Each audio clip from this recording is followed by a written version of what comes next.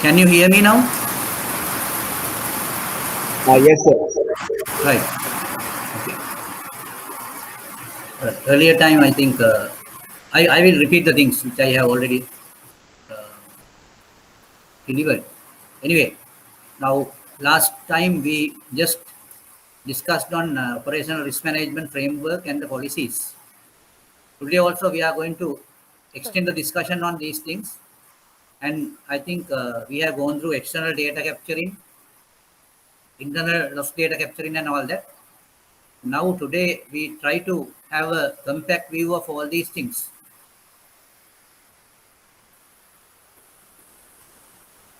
Now I will just put you through the presentations.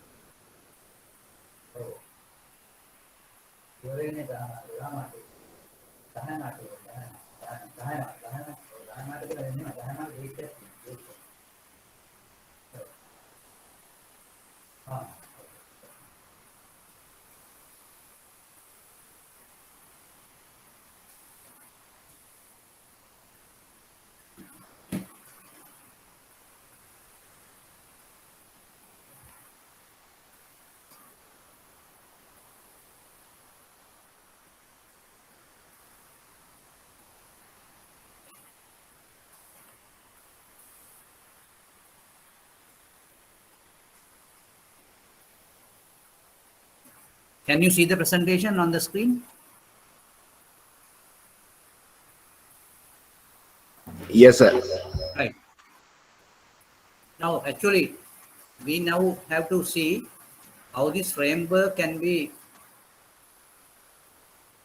implemented in an organization. So, now these are the points on which we try to see the framework. The main building blocks of an operational risk framework are the foundations. So, in that, in the framework, you need to see the foundation should be the governance. That is the most important thing in risk management, the governance. Then the culture and awareness, and the policy and procedures. Now, these three things are the main building blocks under the foundation. Now, when you say governance, that is the type of governance activated in the organization. That is the foundation. If that governance has some issues, then the operational risk framework also cannot be implemented in a proper way. The next thing would be the awareness and the culture. Culture in the sense the people should have accepted behaviors, and through the awareness they can develop that type of behaviors. So that is what you mean by culture and awareness. The culture is very important because if people are not accepting the things, then the things cannot be implemented. So therefore, through the awareness, a particular culture has to be uh, inculcated in the organization. So that will give you a certain foundation to your operational risk framework. Then the policies and procedures should be very much important. So therefore, I think what you need to understand is without a sound foundation, you are not in a position to just establish an operational risk framework. In order to establish an operational risk framework, the foundation has to be very much sound. So the sound governance foundation should be there, and sound awareness and the particular culture should be there, and there should be policies and procedures. Now the foundation is that. Then you need to have inputs. The inputs should be the data elements. Now, the 4 data elements being taken as loss data collection. Now, in that, you have internal loss data collections and external loss data collections. I think we have gone through these loss data collection exercises and the risk and control self-assessment, the next one. So therefore, you can see the data elements stated here are the main type of data elements. There can be several other inputs which you can gather, but these elements are main type of data elements. Now, at the beginning, you took the loss data collection. There you have gone through internal loss data collection and the internal loss data collection. Then risk and control self-assessment. I think we did a thorough discussion on these things. And scenario analysis. Now, what do you mean by scenario analysis? Now, you have to have some hypothetical but feasible type of scenarios. Plausible, we call it. So, through the scenarios, you should be in a position to identify certain type of risk situations. And then the organization has to just they have to prepare a certain type of plan to face with any scenario which you have already hypothetically prepared, and those scenarios to be studied and analyzed to see that whether if that scenario comes in, scenario is materialized, how you are going to deal with that. So that is what you mean by scenario analysis.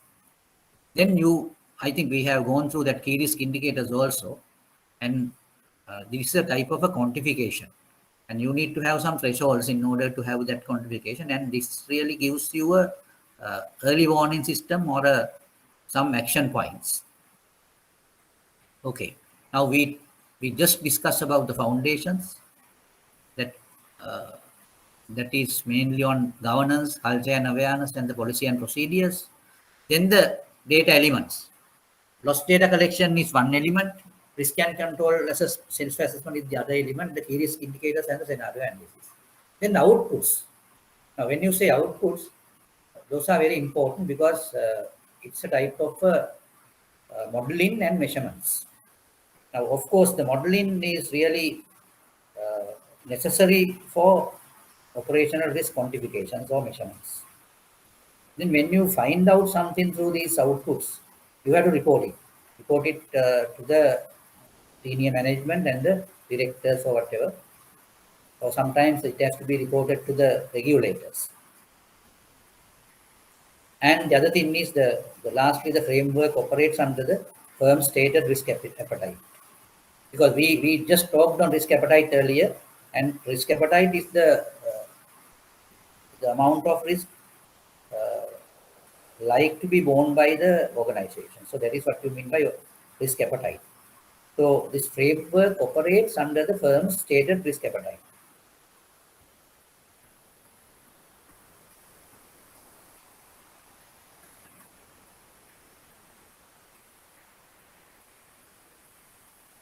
Right. In the framework, this is an overview type of a thing, and this program should ensure any type of an operational risk which has to be faced by the organization should be identified. Not only identified, it has to be assessed. And then monitoring and control also should be there. And after monitoring and control, there should be different aspect of mitigations to be introduced.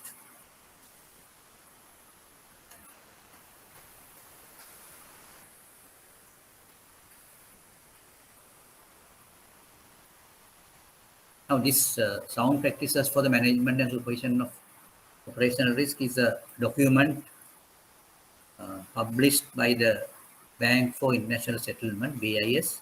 So I have given the link for that. You better go through this document. So then you will be in a position to have some idea about this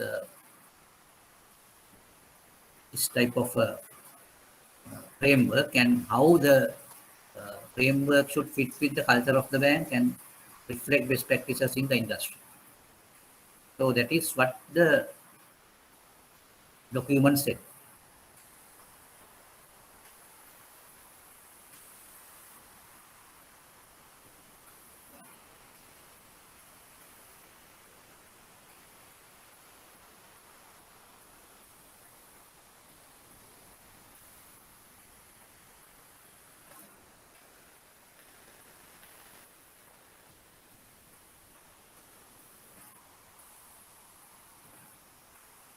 And these are the framework elements.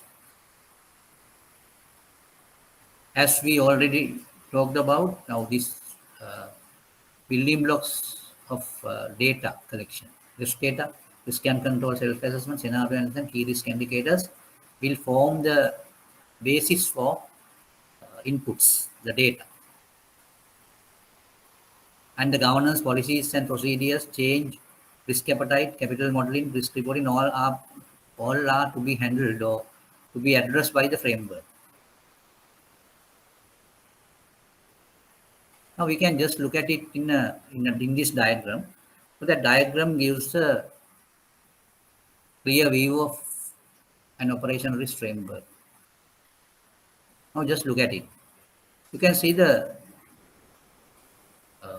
peripherals or the boundaries. The reporting you can see it is on the top reporting because that is the result. So that result has to be reported, and that is like the corporate management and the directors would get an idea about the organization through this reporting. And the measurement and modeling is to prepare the reports. In order to have the reporting, you need to assess, and through some modeling, you need to quantify also. Now that quantifications to be done through internal loss data capturing and external loss data capturing.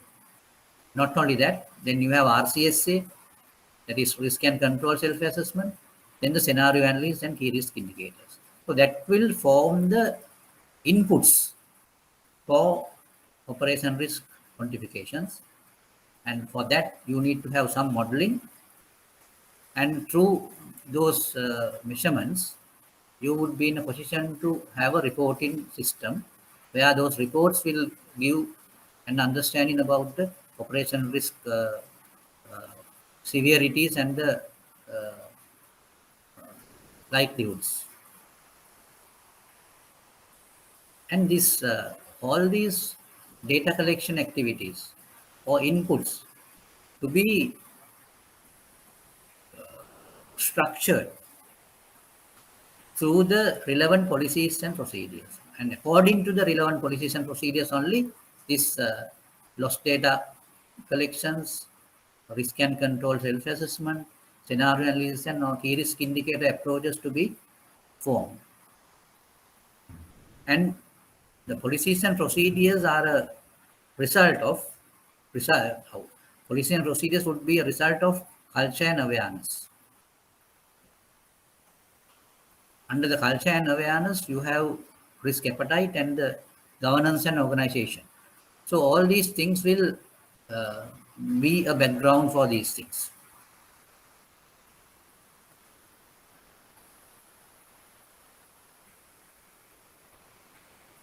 It's the same thing which we have already discussed. The building blocks are these things, the 4 data building blocks.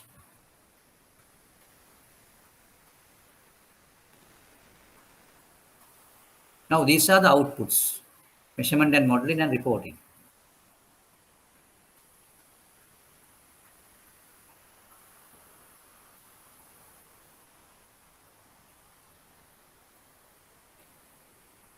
Now we will see the OPRIS reporting, or even before that we will go to the policies and procedures. Now can you see the presentation on the screen?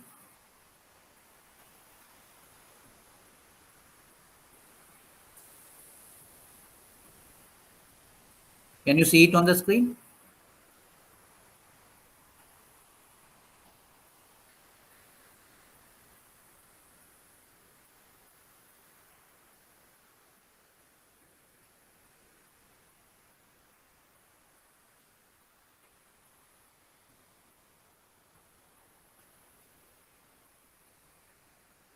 Can you see it on the screen? Now I have just put policies and procedures on operation risk management. Yes, sir, we can see. Right, right. So now we should go through this policies and procedures on operation risk management. These are the key points. Right. Now I think in a practical perspective, you would be in a position to prepare an operation risk policy for your organization. That is a practical type of a thing. I think in most of the organizations, policies are not being prepared. But that is the initial part of operation risk management, because if you do not have policies for operation risk management, then you would not be have a direction. Therefore, the initial point of operation risk management would be a operation risk policy framework or a policy document. Now we will see. Now, in order to have a policy document, what are the key points we should look at? An operation risk policy should include the firm's definition of operational risk. Because if the firm doesn't know what is operational risk, then there won't be any policy there. But in order to have a real operational risk policy, the firm should have a definition for operational risk. Then the governance of operational risk, including who owns it. Now, what do you mean by governance? The governance is the way it is being governed.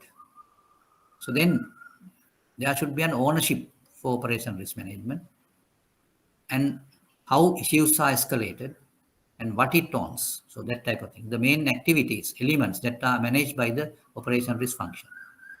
Now, those are the main things which should be included in an operational risk policy document. And it should be realistic and not aspirational. Each element of the framework must have written policies and procedures against which the firm is audited by its internal audit department. Now, this is a very important point to note. I don't know any people, any person in our post participants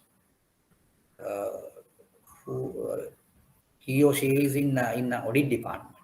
So I think these people should have a very good idea about these things. In order to have an audit, the policy document should be there, the procedure should be there. So then the firm is audited by its internal audit department through those policies and procedures. Now, if you do not have those policies and procedures, the internal audit department cannot do anything, cannot do any audit. So therefore, internal audit department should have a very good awareness or very good idea about the policy framework or the policies of the organization with regard to the operation risk. Then the standards provide detailed measures of what criteria must be met by the procedures. Procedures outline how activities should be undertaken with step-by-step tasks explained. So that is what you mean by a procedure. Guidelines are non-mandatory in nature and provide support for the procedures and further details as needed.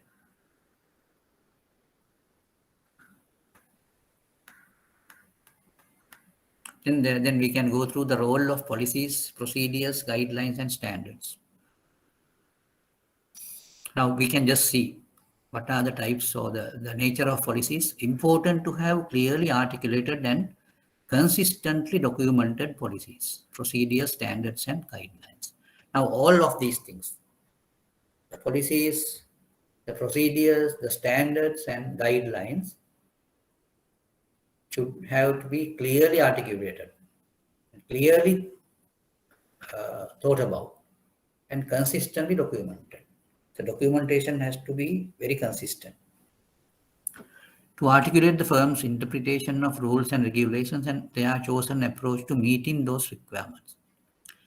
Now, I think in most cases, in most organizations, sometimes the awareness and the interpretation of rules and regulations have some issues. Issues in the sense the organization may not have identified or may not have interpreted the rules and regulations in a proper way. If that is the case, it is very difficult for them to meet the regulatory requirements. So therefore, at the first place, the correct interpretation of rules and regulations should be there. Now that has to be articulated by the higher ups or by the top management of the organization. And these interpretation of rules can provide objective goals against which to measure performance.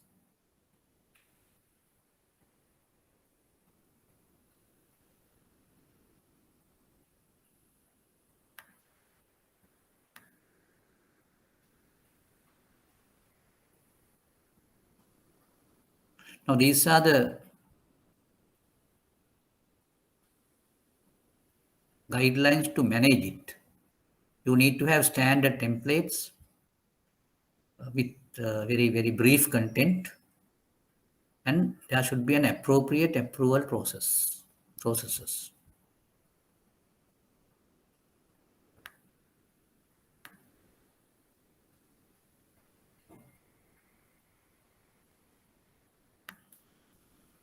Now this is something to do with terminology. Different firms define the terms policy and procedure differently, and some also have separate standards and guidelines documents. The New York-based Finance Industry Policy Forum has recently proposed the following definition of policy and procedure. Now, the policy establishes minimum requirements and controls to address business strategy, compliance with law, rules, regulations, mitigation of other identified risks. Policies must be actionable and enforceable. Now, this is a certain definition of a policy. Now, I think this definition is very important for someone to have a good idea about it. Otherwise, now people say it is policy, all that, but they don't have any idea about what you talk. So therefore, it is best or it is better to have some idea about the definition of policy. Now, just look at it. Policy establishes minimum requirements. Now, this is a very, very, very good interpretation. It establishes minimum requirements and controls to address business strategy. Compliance with law, this is very important. Compliance with law. Then the rules and regulations, mitigation of other identified risk. Now, this is the real purpose of a policy. Now, it really establishes minimum requirements, controls, and compliance with law, rules and regulations, and mitigation of other identified risk. Policies must be actionable and enforceable. Then you can just look at the definition of procedure. Now you can see you have to demarcate the policy and procedure. It is not the same thing. Policy is something and procedure is some other thing.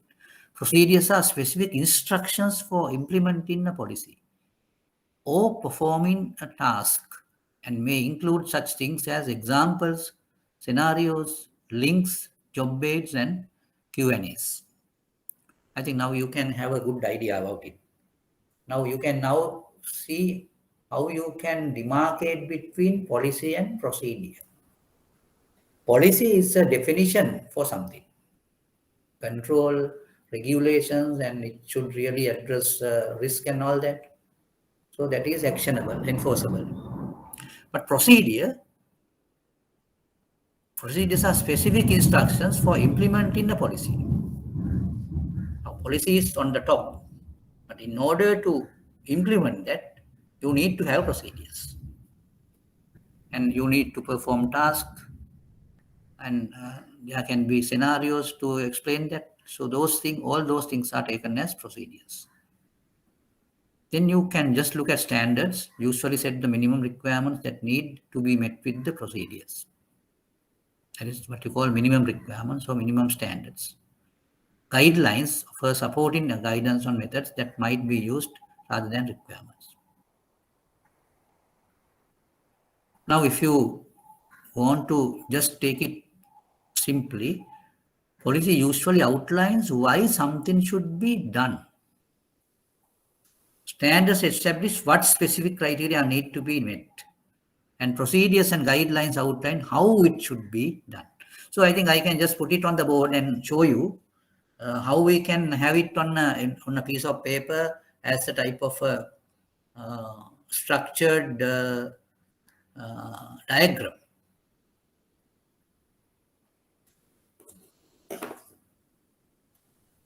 I will put it on the board and show you.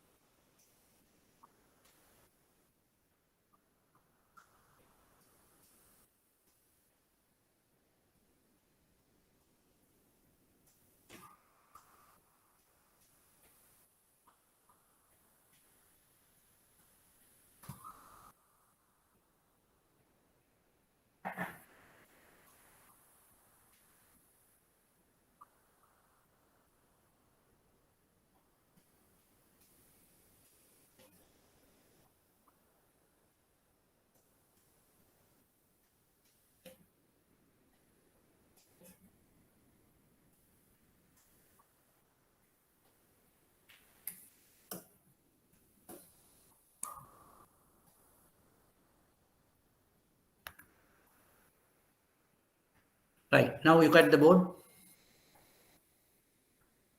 Now the policy answers the question why we should do that. Then you have standards. Now that really gives you the specific criteria to be met. And procedures and guidelines would tell you how you would do it. You get an idea. You got the idea now. Any questions on this? Because it's not a reading of a presentation, so I want to just explain the things and put it into your minds. And you would be in a position to have new innovative type of things in your organizations. That is my objective. My intention is that by delivering this.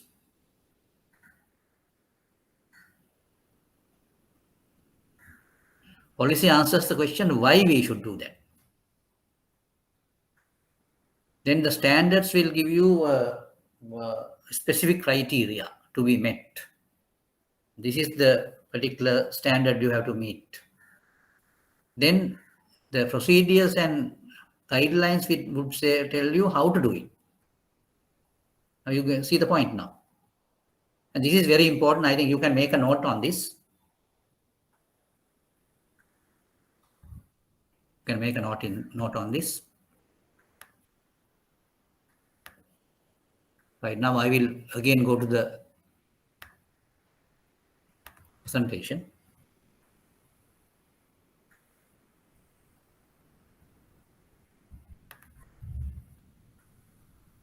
Can you see the things on the board? Terminology? Can you see the presentation on the screen? Yes, sir. Right, now actually I just give you a diagrammatic representation on the last sentence where you say, simply put, policy usually outlines why something should be done. Standards establish what specific criteria need to be met, and procedures and guidelines outline how it should be done.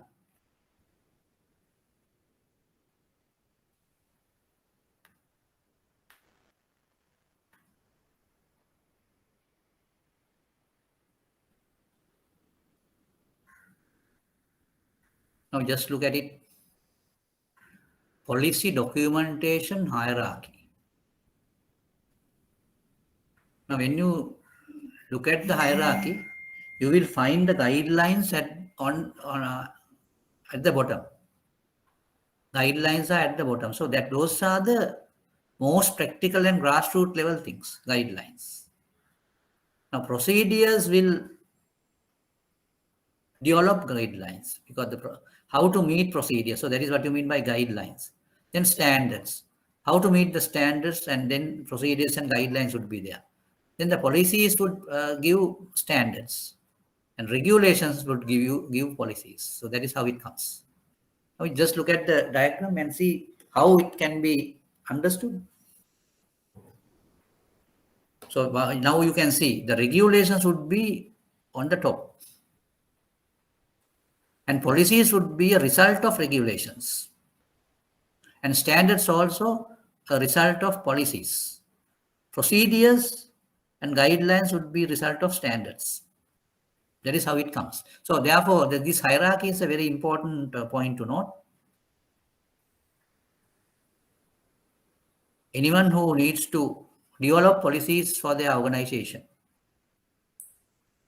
for their organizations, should have a clear idea about this thing, this policy documentation hierarchy.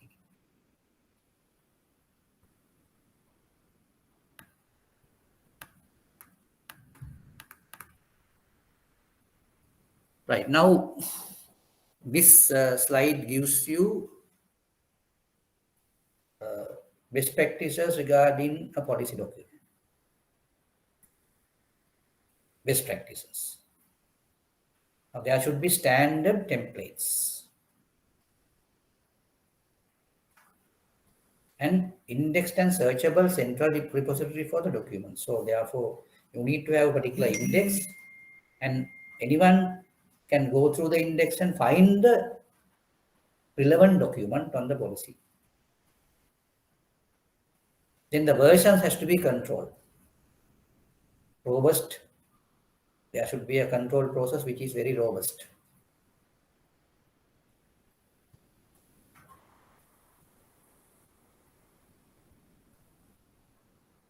Some firms, more or less, most of the time, the financial firms, they just allow regulators to directly access the policy portals or policy documents.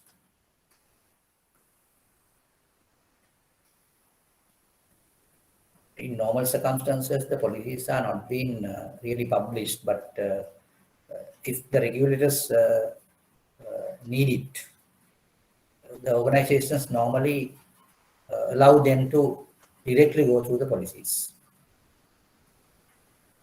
Even in an audit, the policy documents are normally not given, but there should be a certain relevant way of asking for such policy documents. But anyway, if the regulators ask, if the auditors ask, the firm has to give the policy documents.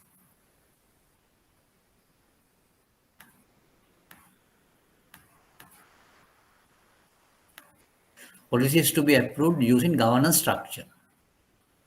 Governance structure in the sense, now if that organization is a pyramid type of an organization, then there would be an hierarchy.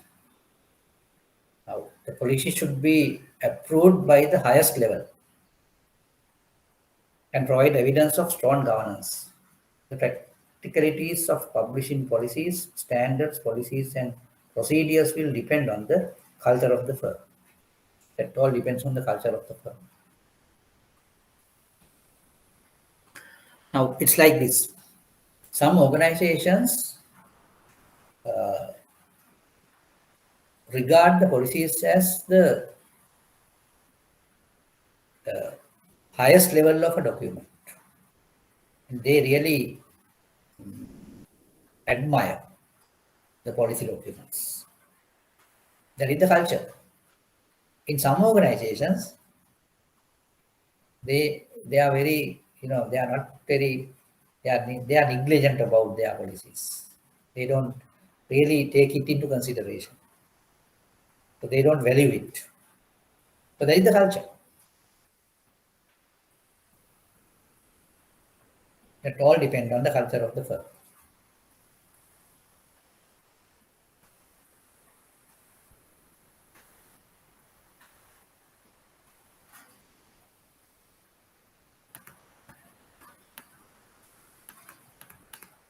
When you talk on operational risk policy, it should be approved by the board.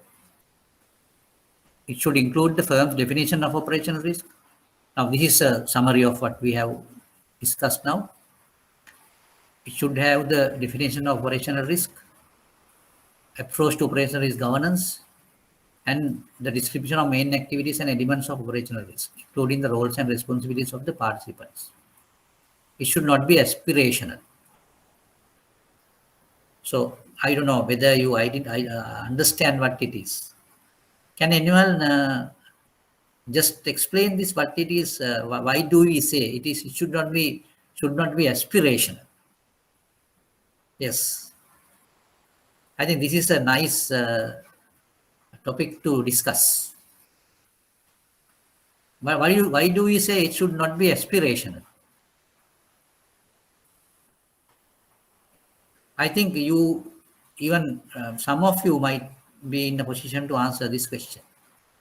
It is not even a question, but it's a clarification what I am asking. Whether you have really understood what it is. Yes, you can come up with your explanations.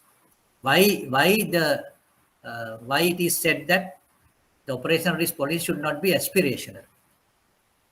That is my question, right? Yes. Now you can come up with your own ideas.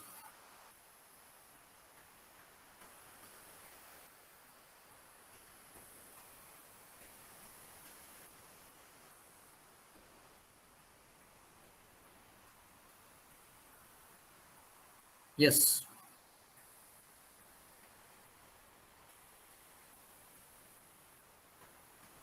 I like to have your idea.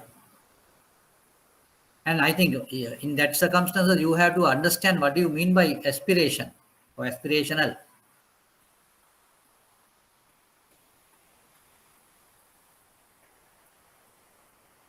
Yes, I am really expecting your answer.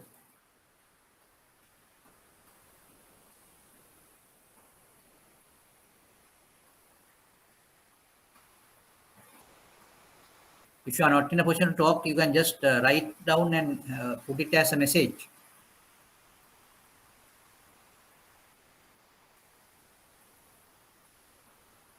Yes.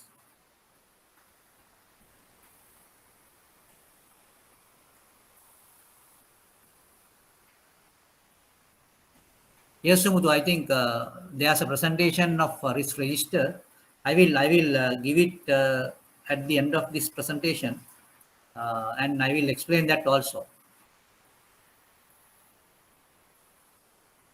Sample data records. Yeah, okay, I will just put it on that, and I have a particular template on that, and I will just do that. Now you all can engage with the discussion now. Now I have asked you why the operational risk policy should not be aspirational. That is my question. So just come up with an answer for that.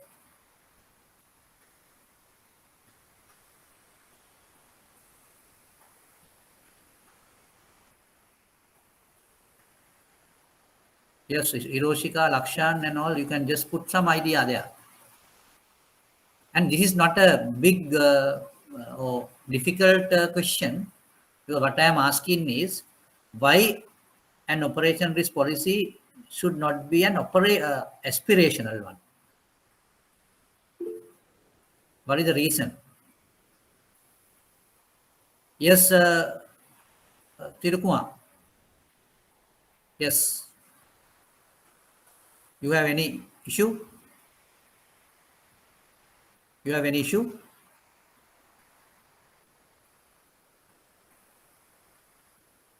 Yes, Tirukurma, Yes, sir. you can talk. Yes. Yeah. Yes. We can mitigate the operational risk at zero level. Mitigate. Yes. At a zero level.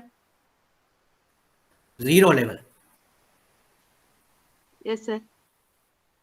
No, I don't know. I really, I'm not very clear about what you have asked. Anyway, now what you are asking is whether are we in a position to just manage operation risk at the zero level? Is that the question you asked? Yes, sir. No, I think it is not possible. I think because the reason is this: with so much of controls, you can bring down the operation risk to a very, very lower level, but you cannot zeroize, because the thing is now, whatever it is, if you have a inherent type of a risk, you just try to control that, and you can uh, mitigate so much of risks, but there would be a residual portion of it. That residual portion cannot be zeroized. That is the issue. So I think for that question, my answer is it is impossible. Zeroizing the risk, but you can minimize. You can minimize. So that is why we say normally there would be a residual risk. There would be a residual risk, but you can minimize the residual risk by several type of controls. If the controls are strong enough, you can minimize the risk to a greater extent, but you cannot zeroize it. That is an impossible task. Have I answered your question correctly? Okay, sir. Okay, thank you. Right. Now my question is, why do we say that it should not be aspirational? A policy document. I'm talking about the policy document for operational risk.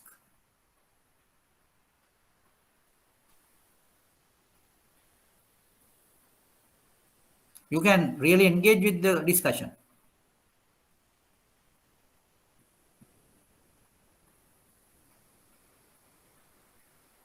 Yes, Taraka, Sumudu, all can come into the discussion.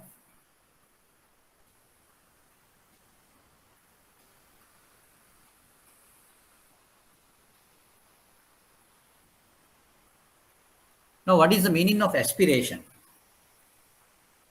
Now, aspiration is a type of, say, attempt or some innovative type of idea. Aspiring. Aspiring means you are longing for something. You are going for a certain type of higher level of a goal. That is what you mean by aspiration.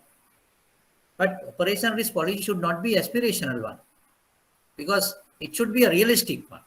Now, when you say aspirational, it's not realistic. It's virtual type of a thing. So we should not go for virtual things. We should not go for visionary type of things, but we should go for realistic things. That is the meaning. So anyway, if you have any ideas differently, you can come up and put forward your ideas. I just invite you to do that if you are not agreeing with what I have said. Again, we can go to the presentation.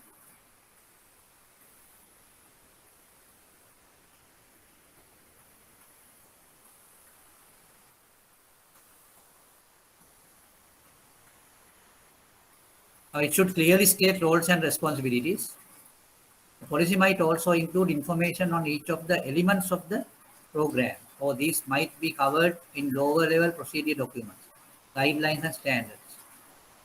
Now, these are the programs basically given in the Even in the policy document, loss data program, risk and control self-assessment program, scenario analysis program, key risk indicator program, validation and verification activities, capital model. Right. Now I think now we have gone through the general type of an operation risk policy to be applicable for financial organizations. So if you need to introduce one for your organization, you can follow these guidelines to have a policy document. Any questions up to now?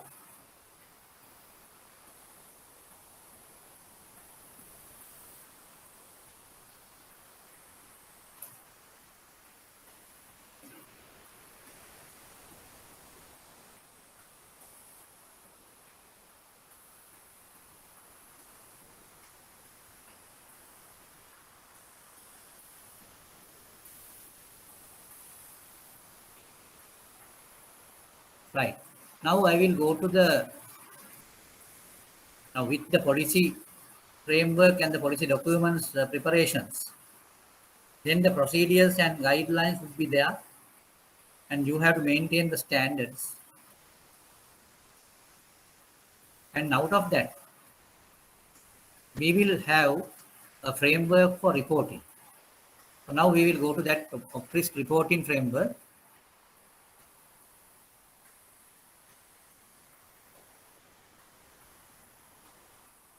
Can you see the presentation on the screen?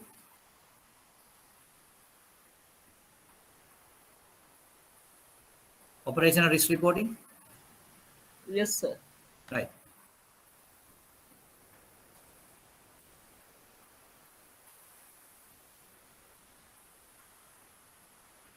Right. Now just look at it. Strong analytical reporting is fundamental to a successful operational risk framework. Now, it should be strong and very analytical. Just to report something would not help. There should be some analysis on that. And it will support the decision-making process in the business. And therefore, OPRIS reporting would be a decision support reporting system. Now, it usually includes the analysis of internal loss data, analysis of external loss data, and the risk and control self-assessment results, scenario analysis results, and capital. Usually, these are the analysis included in reporting. And at the same time, I want to tell you that there's a dashboard approach for operation risk reporting sometimes. In that dashboard, you usually find the key risk indicators also with their thresholds. So action tracking across the firm can be consolidated under the operation risk framework. Now, with the underlying data, the top management would be in a position to determine a subjective profile of risk in the organization.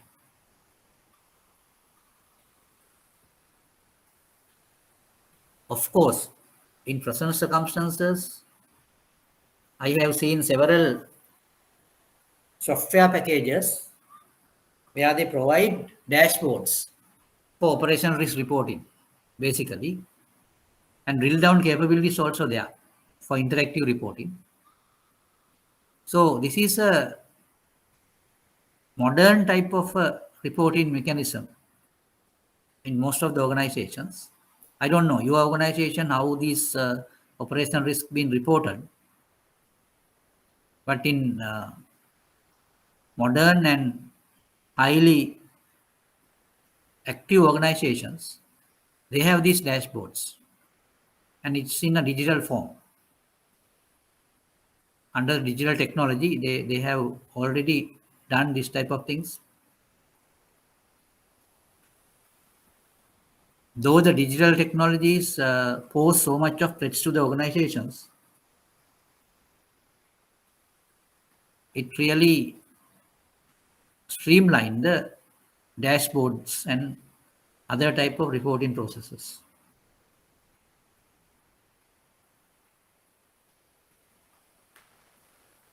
Now we can just look at the role of reporting. So what is the real purpose of reporting? An operational risk framework is designed to identify. So that is identification, assessments, monitoring, control, and mitigation. All these things can be reported because that reports or whatever will give an idea about the real operational risk management, the quality of operational risk management to the top management. It contributes to these goals, but without effective reporting, even the best of programs will be ineffective in changing the risk culture of the firm. Sometimes the reports just give some figures. So those type of reports are not really necessary, but we should not have such type of reporting. Reporting should have some analytical format, some type of message to be delivered, and you have to have some action plans in the reporting. So therefore, just reporting just figures without any analysis, without any results or whatever would not be uh, worthwhile.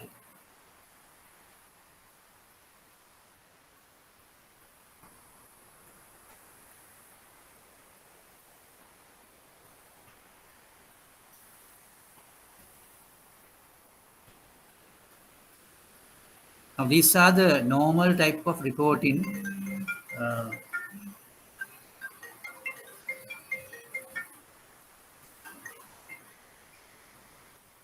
oh, oh, oh,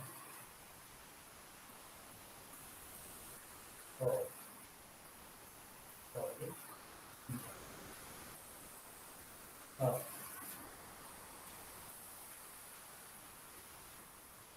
what do I do? Oh, oh, oh, very good. Oh,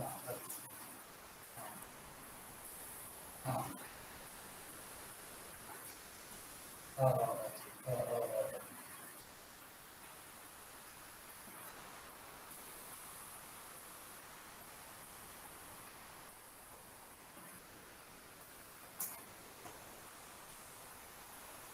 oh, what do I think? Not me.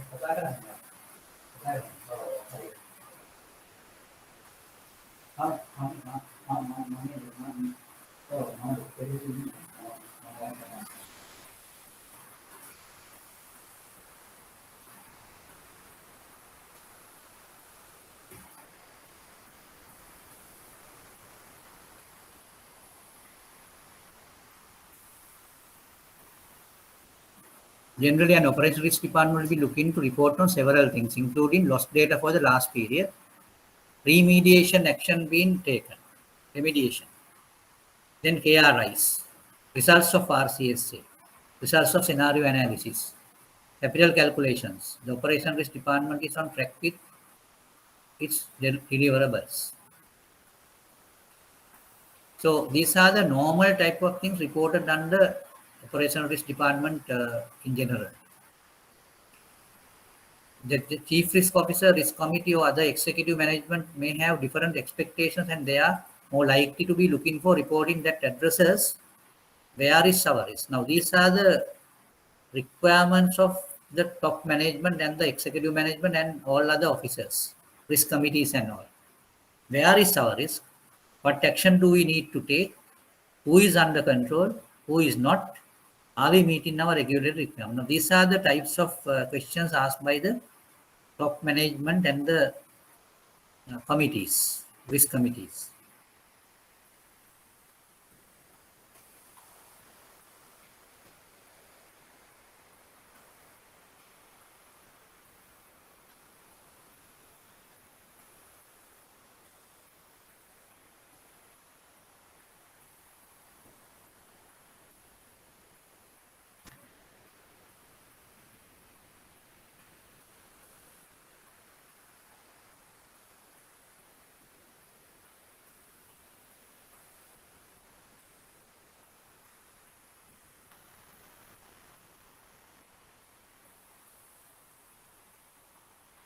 Then we can just look at the risk analysis. Just as market and credit specialists are focused on risk analysis, so too should operational risk. Now, these analyses can be in the form of following: analyze raw data, analyze trends and predictors, follow news articles, present opinions, present capital at risk, and recommend action and hedging strategies. In the same way, operational risk managers should take on the same responsibilities for operational risk and should not be just data gatherers, but should also analyze raw data, analyze trends, follow news articles, present opinions, present capital at risk, recommend action, and the same thing has to be done by them as the other people, other risk managers like credit risk managers and market risk managers normally do.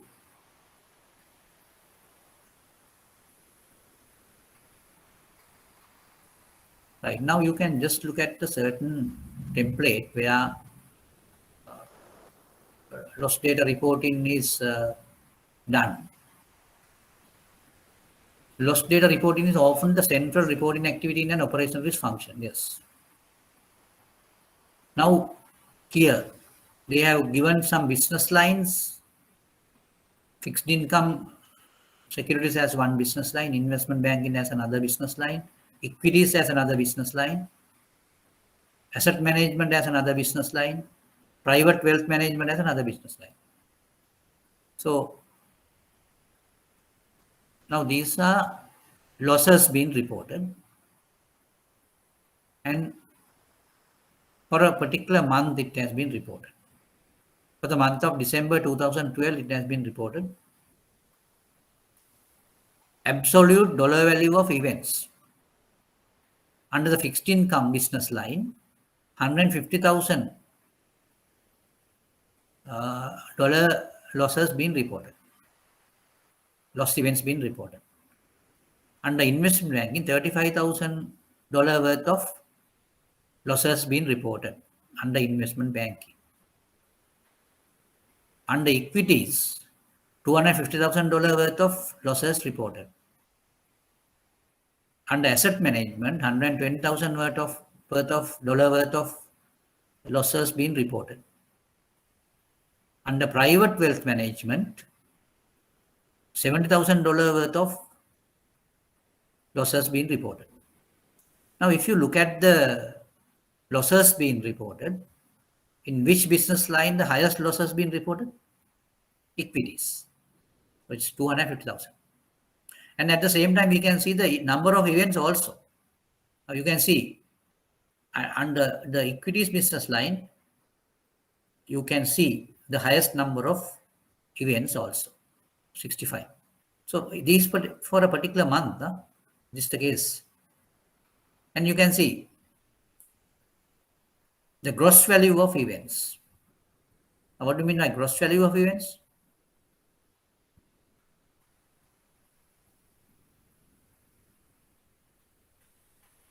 Yeah, sometimes the absolute value means there can be several instances where you think that you have lost something, but it can be recovered. The some amount could have been recovered.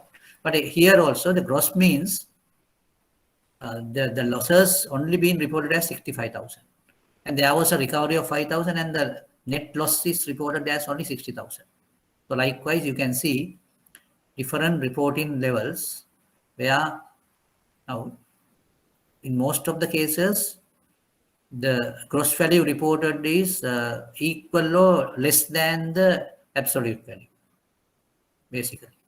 And there can be some recoveries also. Now afterwards, the net value of events should be taken into consideration.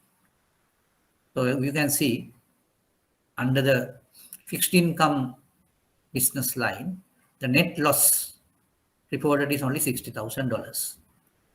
Under investment banking, net loss reported only 10,000. Under equities, it is only 153,000. And under asset management, it's only 95,000. And private wealth management is only 70,000. Now you can see the gross value of events equal to the absolute net value in two instances, the asset management and the private wealth management. Both are same. But in other business lines, the gross value has come down. No, it is lower than the absolute value.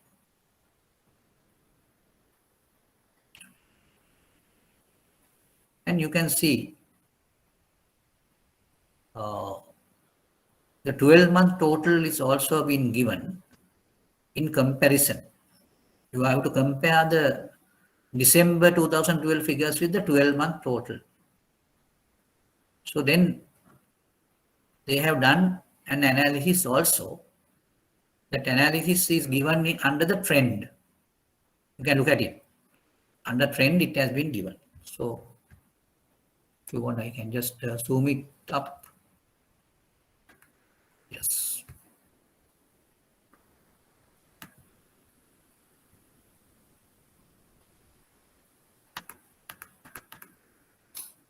Now just look at it. Now you just look at the 12-month total of events. Under the fixed income business line, it is 185. And under the investment banking, it is 65.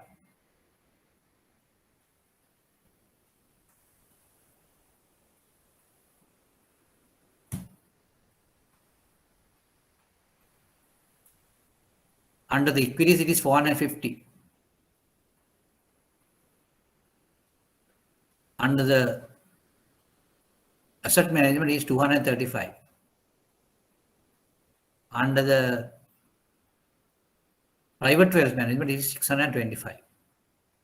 So can you just imagine why these arrows are given in different forms here? So you can see under the fixed income and investment banking, you can see the trend is given as, two arrows to both sides in the same level. In equities also, you have the same. But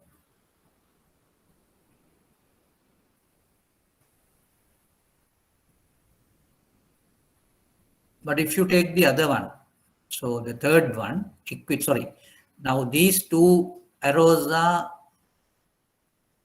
really meant 1, 2, 3, 4, 5. 2, 3, 4, 5. Yeah. There are 5 business lines, no? So I think alignment has been jumbled here. So this particular arrow, now you can just look at the arrow here. I just put the cursor there. So this arrow is relevant to the fixed income. This arrow is relevant to the investment banking. This arrow is relevant to the equities. This is relevant to the asset management, and this is relevant to the private wealth management. Now I ask you, I am asking you a question now. What is the question? Now, what these trend lines are or trend arrows are representing? Are you with me now? So you just look at this diagram, loss data reporting diagram, and I am now referring to the trend line in that reporting template. There's an issue here because the lines are not aligned with the business lines. So therefore, I want to just clarify that if you take these arrows in the same consecutive levels, the first arrow is connected to the fixed income. The second arrow down the line, it is relevant to the investment banking. The third arrow, which is directed to the top, so that is connected to equities.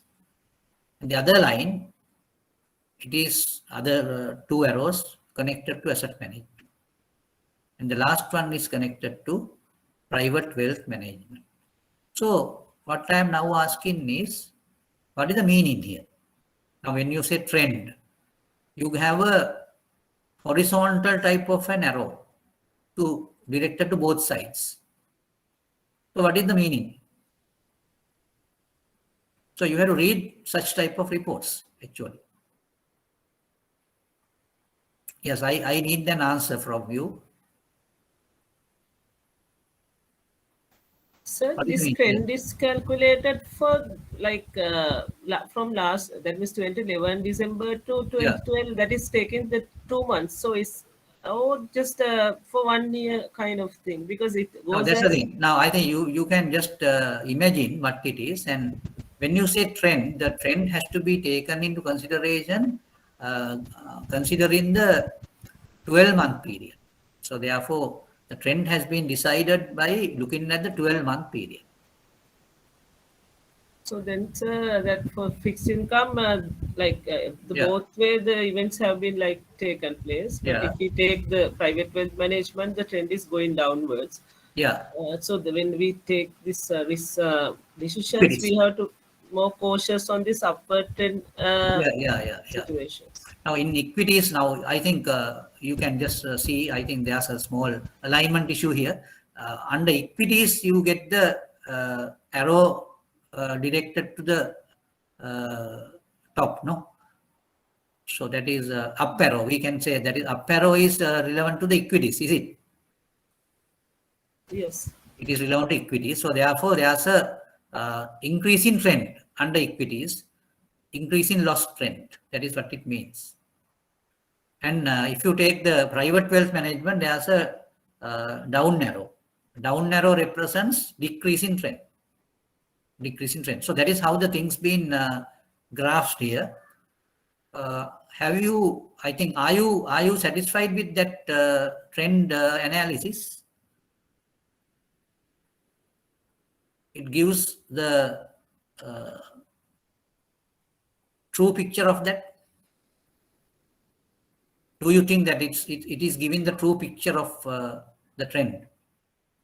So generally, this trend is calculated by the value or the number of events. You have to take into consideration both. Okay. Now, I think what I feel is now you can compare the month and the year.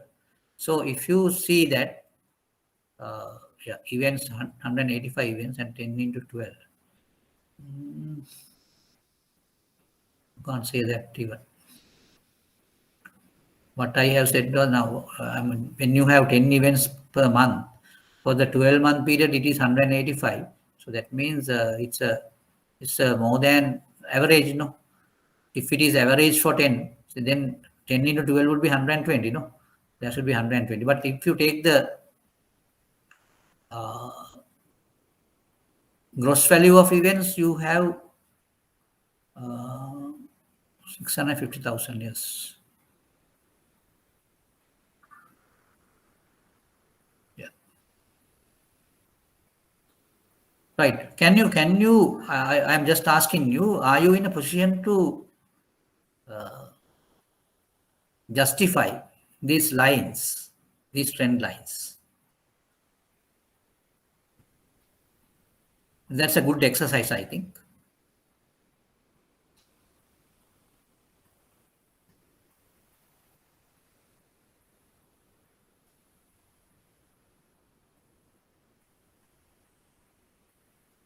So why these people have just put an up arrow for equities?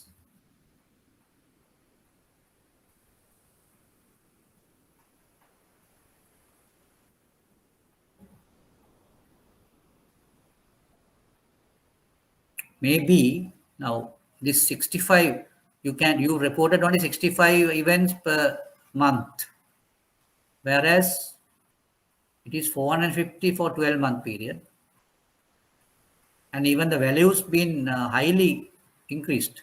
Now say you can see absolute value of value is only 250,000, whereas progress value for events in 12-month period it is 8.5 million. So that's a very big amount.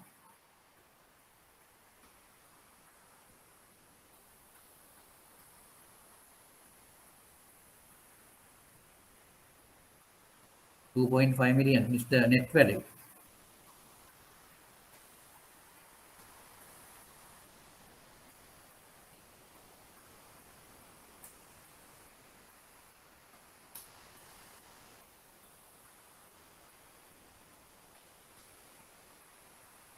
Yes, you can. I think you can have a better view on these things at a later stage. So I will go to the next slide.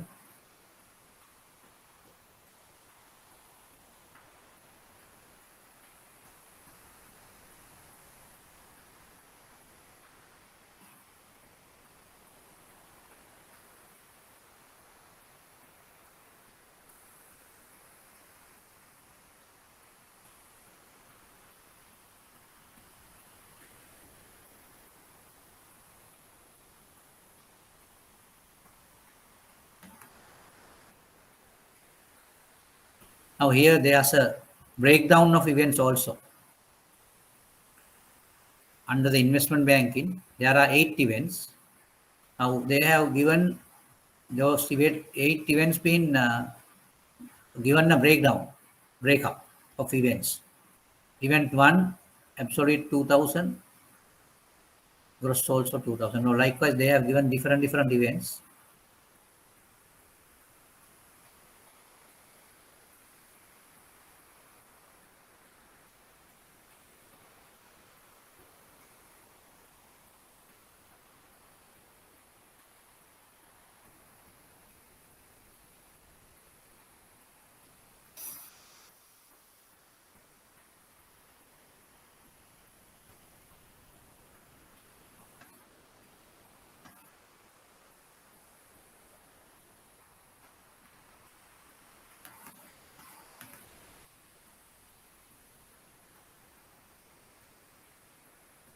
Now really these trends being connected to this graph. You can see.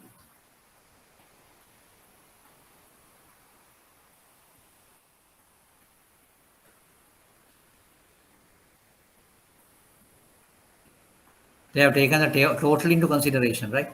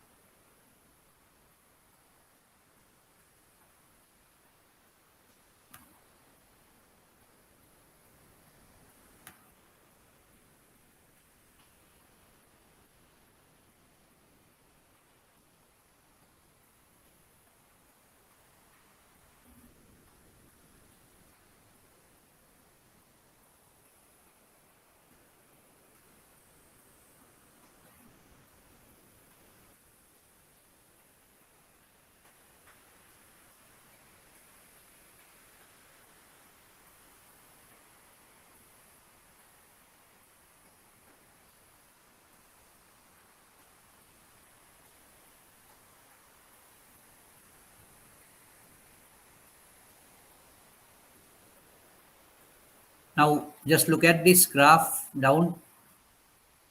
There you have 2 axes. One axis represents number of events. The other axis represents dollar losses. In the December, you can just look at December. Net losses in the December, 100.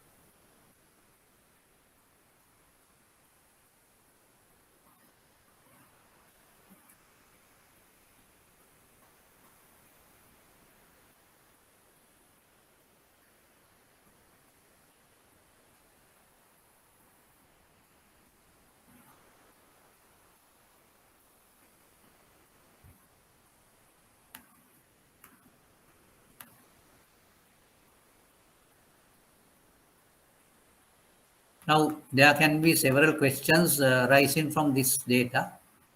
What is the story? Why such a difference between gross and net losses?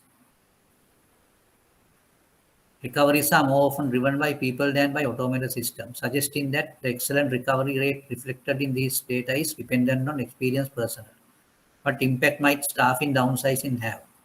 How can we further improve recovery? Likewise, now there can be several questions arising from this report.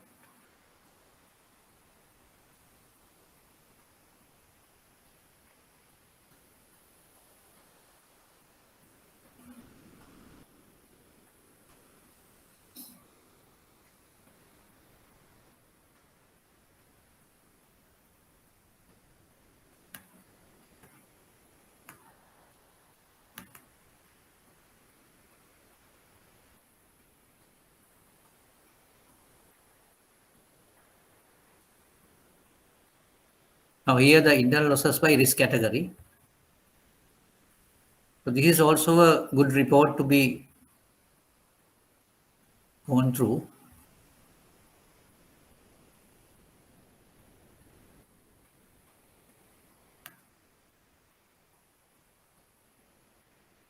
Now, according to this report, you can have these conclusions. Most occur in the execution, delivery, and process management category. Highest loss amounts occur in the client's products and business practices category.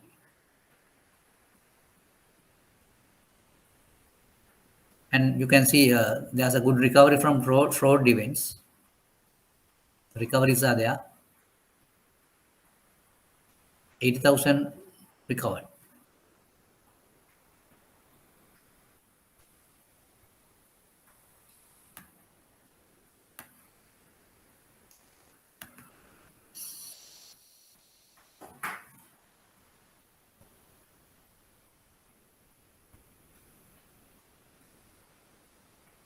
Now you can just now see the different types of things which you can practically gather from these reports.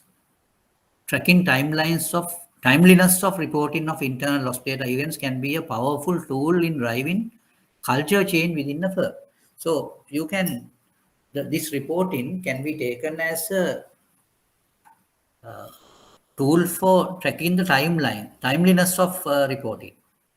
If loss data is being reported late, not only exposes the firm to unmitigated risk, but it may also impact the capital calculation if the firm has an AMA approach that uses loss data as a direct input into the model.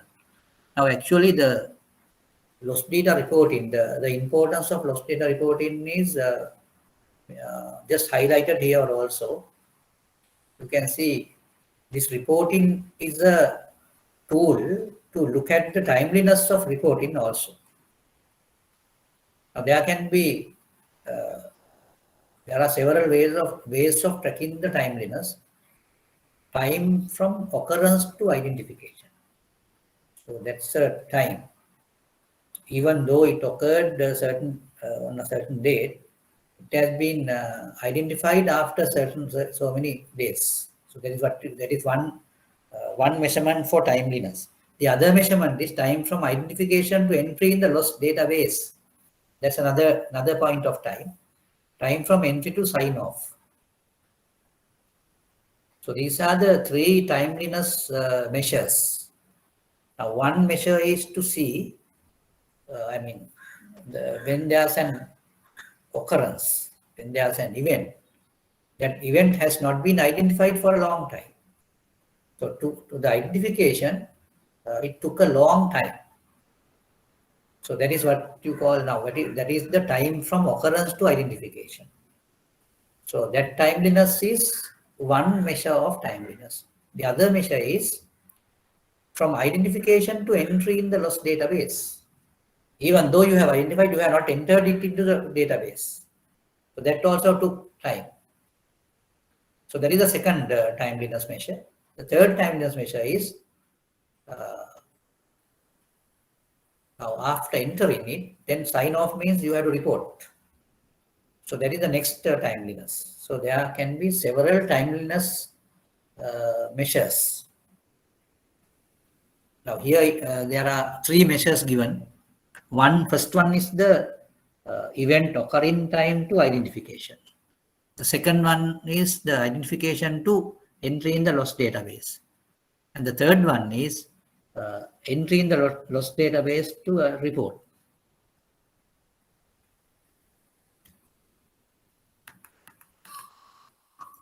Legal losses often have a long time lag between occurrence and identification.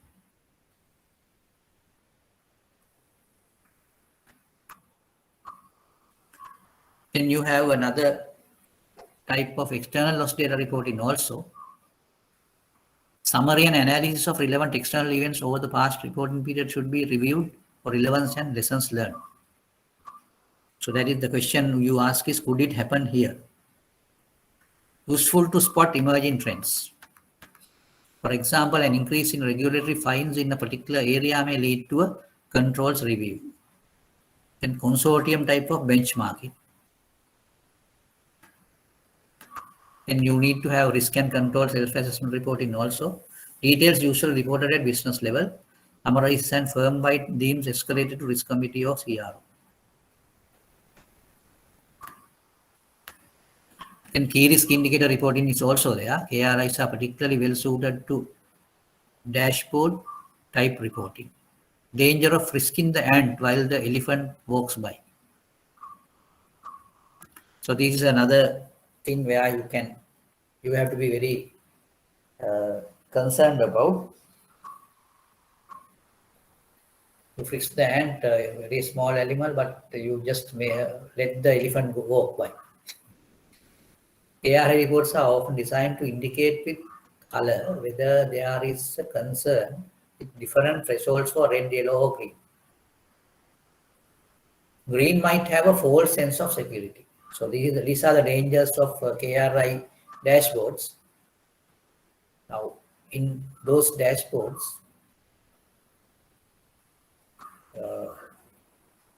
with different thresholds, red, yellow, or green.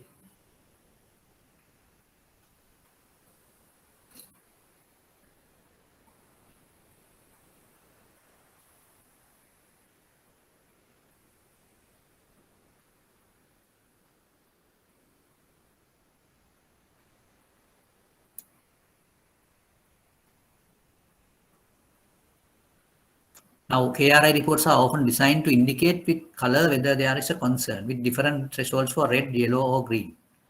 Red means it's a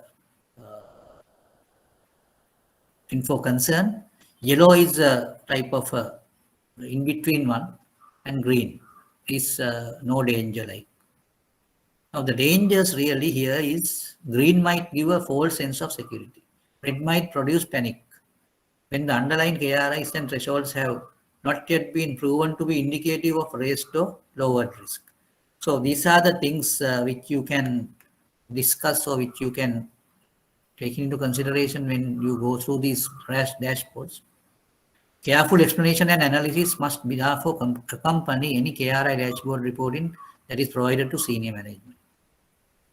I have just shown you some KRI reporting earlier.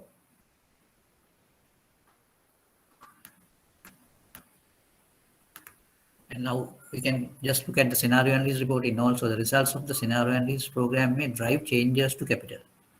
May also produce important mitigating actions that require escalation to senior management. Details should be included in their department level reporting. The form of scenario analysis reporting will depend on the type of program that is in place.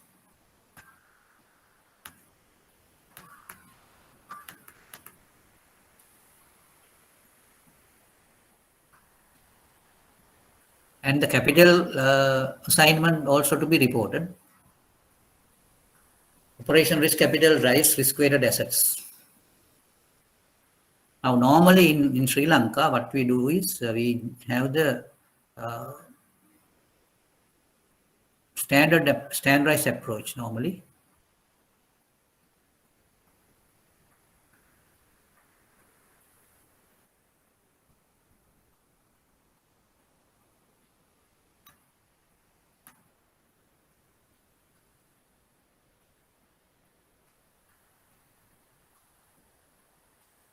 Now this reporting.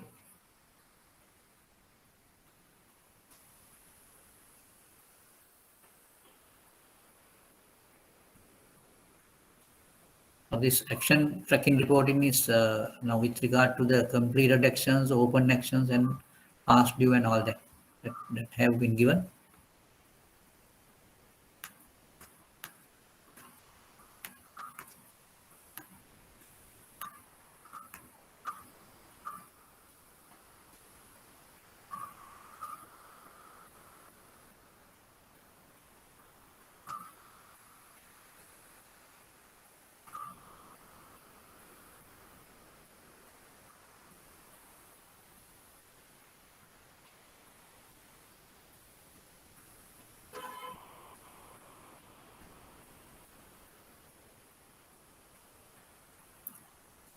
Now it is, you can just go through this and just look at a consolidated view.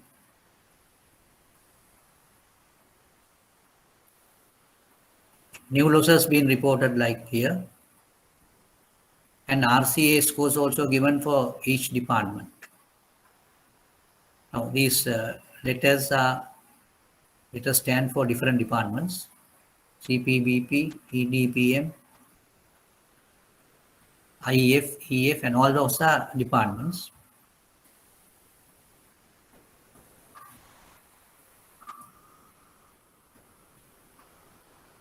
And you can just look at the overall risk rating also here. M means medium, M here, L means low, H means high. So you can see how many things are reported as high. Operations reported as high. Technology reported as high. Yeah, only these two areas are reported as high. So I think then the top management should have a concern on operations and technology, since it has been reported as high. And medium also, you need to have some concern. Finance, human resource, fixed income, and equities. L means private wealth management, asset management, all are coming under low level of risk, investment banking, and legal.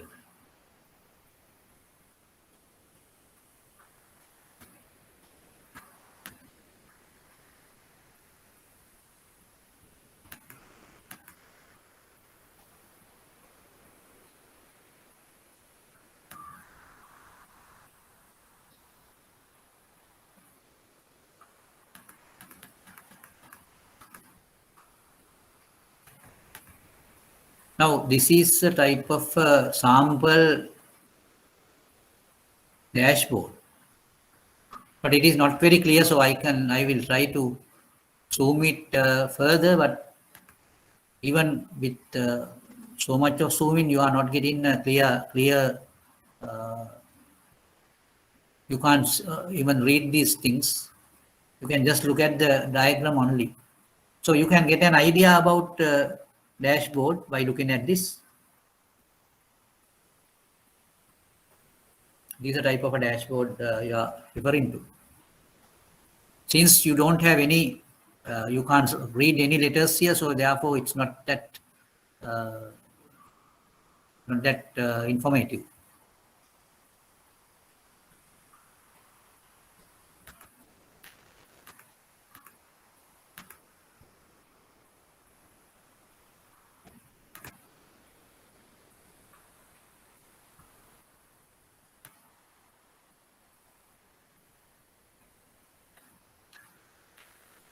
Right now, look at the summary of key points on OPRIS reporting.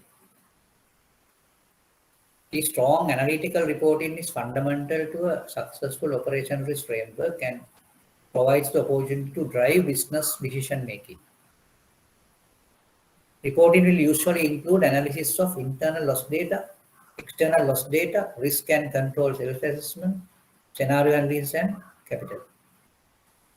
Action tracking across the firm can be consolidated under the operation risk framework.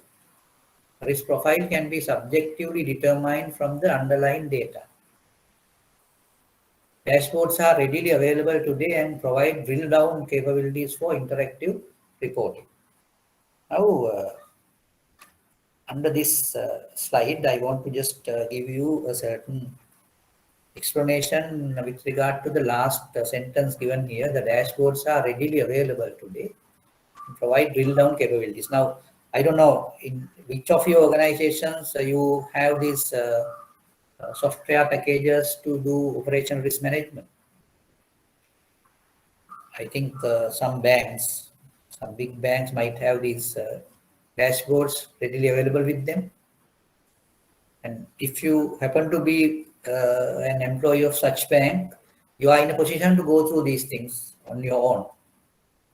But if not, it is not that possible. So you can just visit the bank, one of your friends, and just see how they do it. And you can get an idea, good idea about it. And at the same time, I don't know, your organizations are also trying to get that type of capabilities through some consultants or whatever. So if that is the case, you also can really join with them and just see how you can give your contribution to that type of things.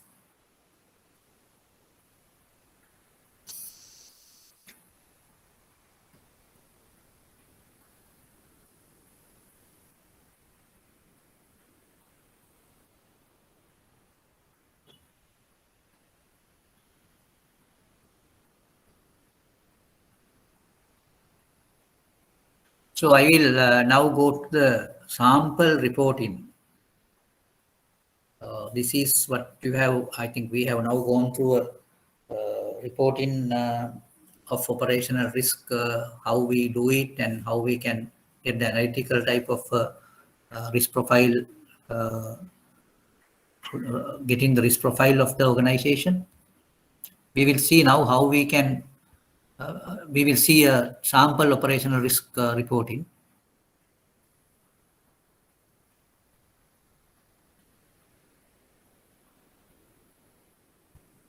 We call it a sample executive management reporting deck.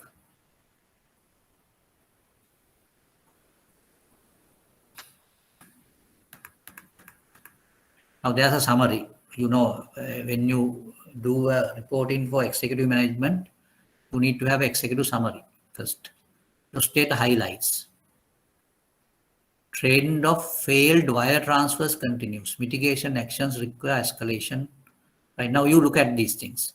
Those are the highlights taken from lost data. Now, trend of failed wire transfers.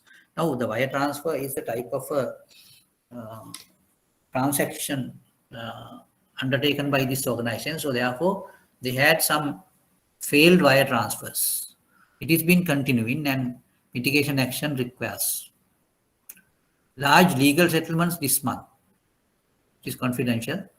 There have been several settlements in this month for legal cases. 5 regulatory incidents in past month, training and increased reviews recommended. Now, I think you can just look at it and see they have reported the incident and at the same time they just gave the recommendations also. So that is the, I think that gives how constructive these things.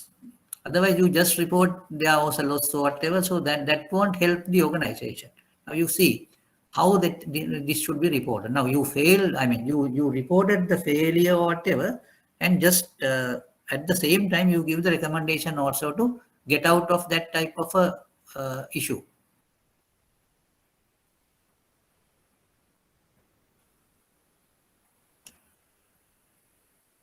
Now it says 5 regulatory incidents in past month, training and increased reviews recommended.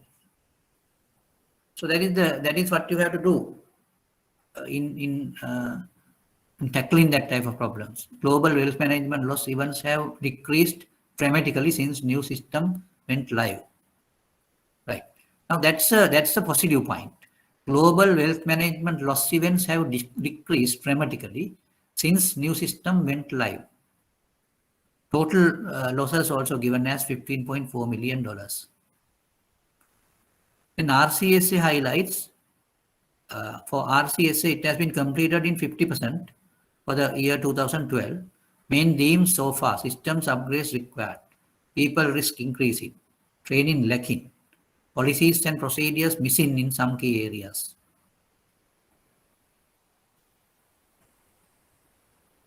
Some areas late with RCSA escalated to management. Now, these are the types of RCSA highlights. Then risk profile, op risk identified and mitigating actions recommended. Project progress, now that is on track. Now that is the executive. Now any top level executive who reads through this will get an idea about the risk profile of the organization by looking at it and how these things been tackled and what are the actions taken towards this. So I think that really adequate for an executive reporting type of a thing.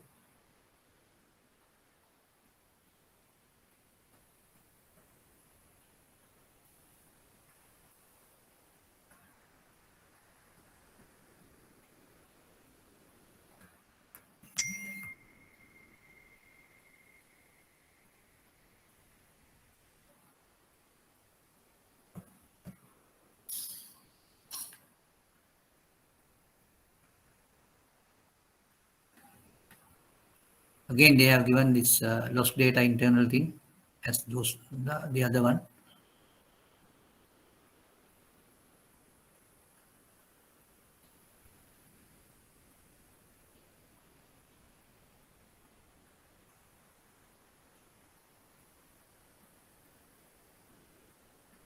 Now they have given some comments also underlined here.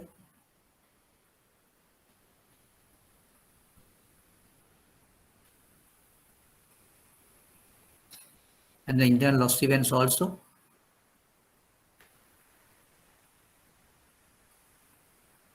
And notable external events also given here.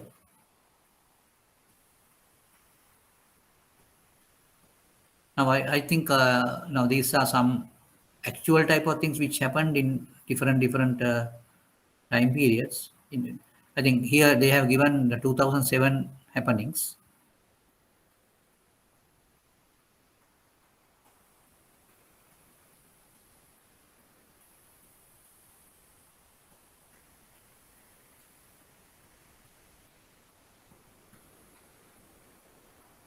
Now you can just look at these things. Now I think this gives you a good idea about how, what type of irregularities taken place in different organizations. I will take this as one example. Now these are notable external events that happened in 6th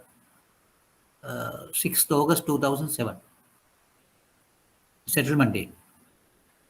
American Express. The loss amount is $65 million. US regulators fined 2 units.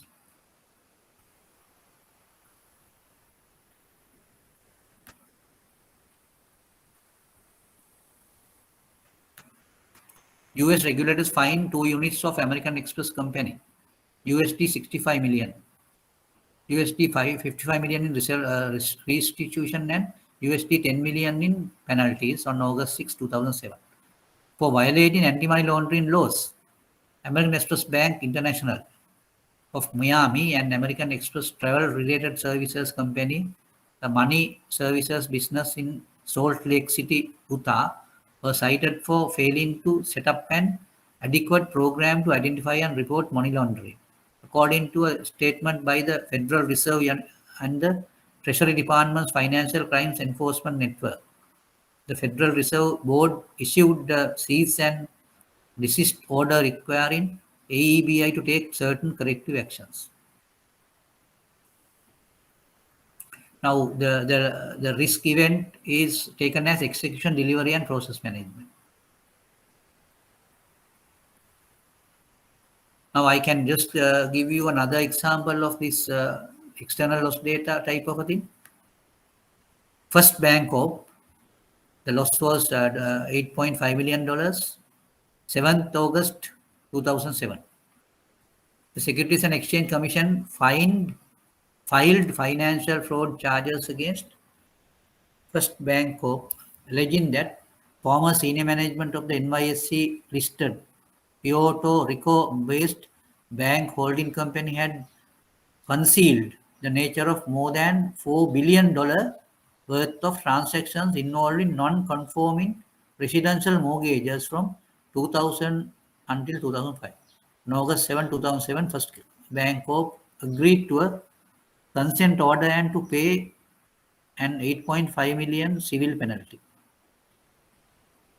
Now, these are the types of losses incurred by big banking corporations. Now, in most cases, it was execution, delivery, and process management. Now, you can just look at some loss event where internal fraud is indicated. 20th August 2007, the amount is $24.2 million, and China Everbright Group. The China Everbright Bank announced that it had experienced 10 irregularities involving 1.33 billion yuan over the previous 3 years. Among the irregularities were incidents of illegal lending and fraud, which in total cost China Everbright Bank 182.9 million yuan. It is in US dollar terms, it is 24.2 million in losses. The state-owned bank, which has been restructuring ahead of a planned public stock listing, discovered the losses during an internal audit. It is an internal fraud.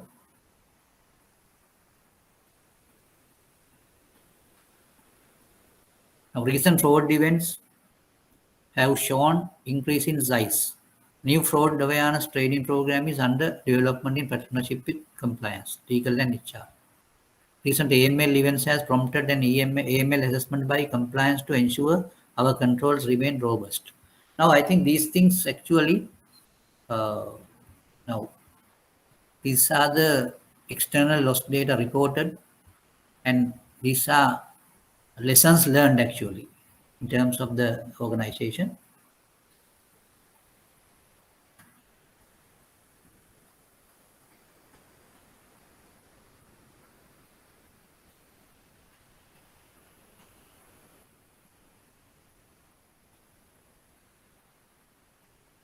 Now, this really gives an idea about RCSA progress.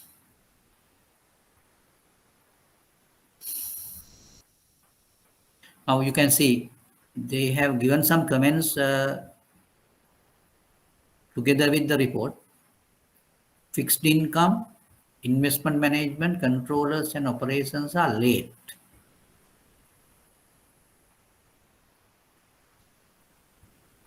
Now, this color code is something to do with, yes, blue means it is completed, green means it is in progress, amber means at risk of being overdue, red is overdue.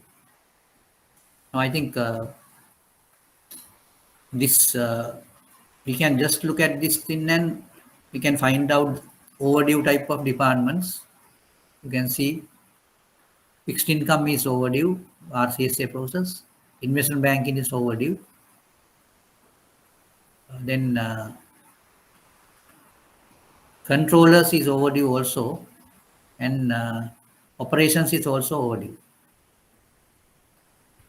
Now, I think that for that they have given some comments here. It's given here: fixed income, correct; investment management, correct; controllers, correct; and operations are late. This has been escalated to their management. RCSA results will be provided in December reporting.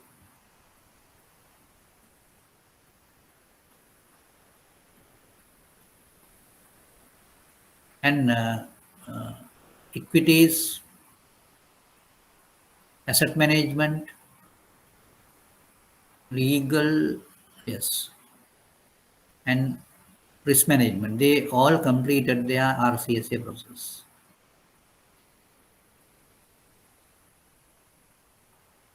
But the blue means it is going on, means these people, treasury and HR.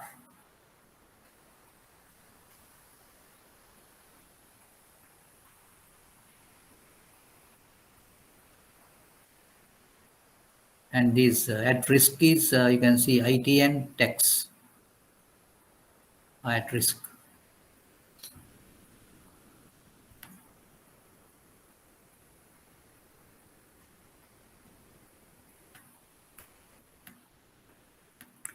Actions.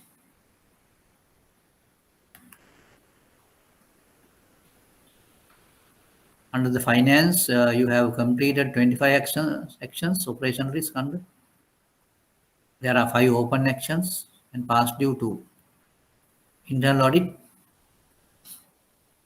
6 open internal audit queries, 90 days, more than 9 days past due 3. And SOX is Sabalis Oxley or whatever that is given in America. There are 8 open cases and in total open action items are 19. So likewise, now this is also another operational type of awareness, because the top management might get an idea about why they have not done these things, and they might take action to see how these things can be completed.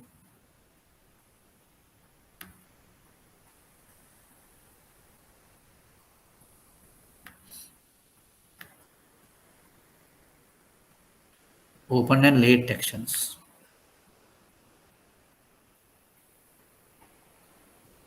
Now they have given a color code for different risk events, and you can see external fraud and internal late actions. Open actions are regarding basically the 53% coming to execution, delivery, and process management. Open actions. Late actions are regarding to internal fraud, maybe external fraud and internal fraud.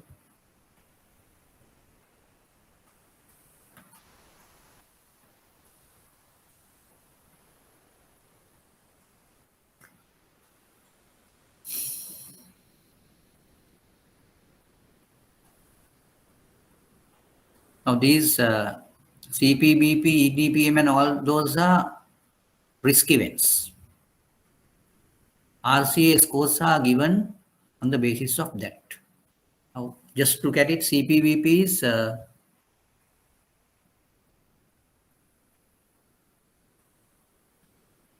client products and business processes, CPBP. EDPM is execution, delivery, and process management. IF is internal fraud. EF is external fraud. EPW is employee. Yes, these are, I think you can just look at the external risk events and internal risk events and see how these things are related to that.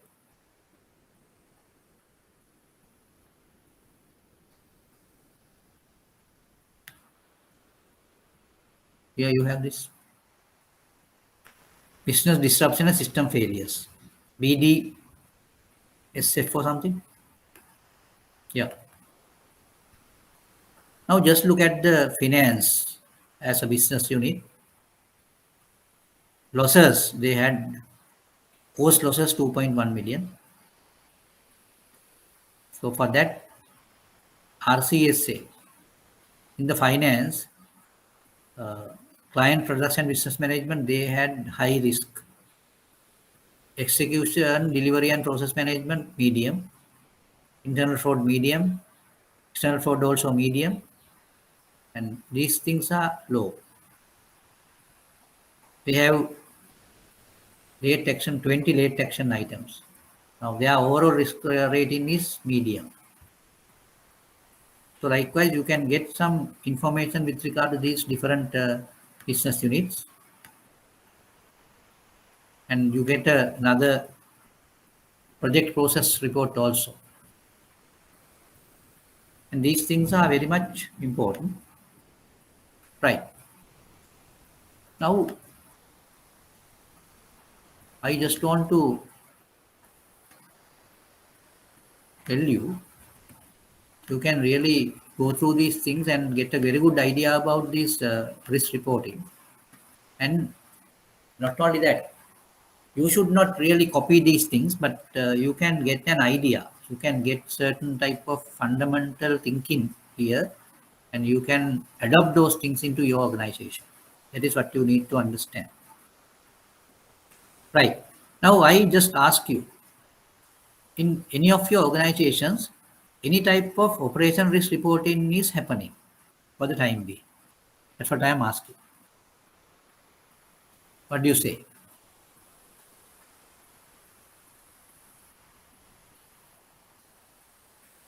Any operation risk reporting, any type of a KRI or dashboard systems being in implementation in your organizations?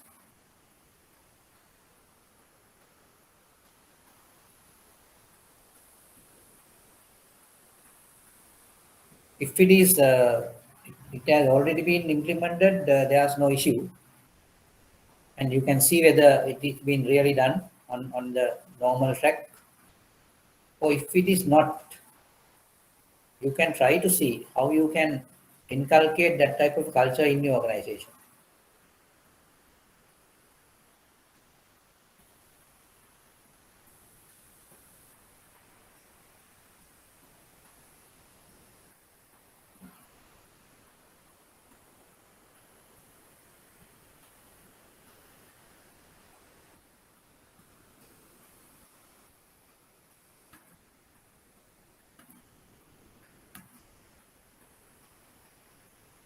Yes.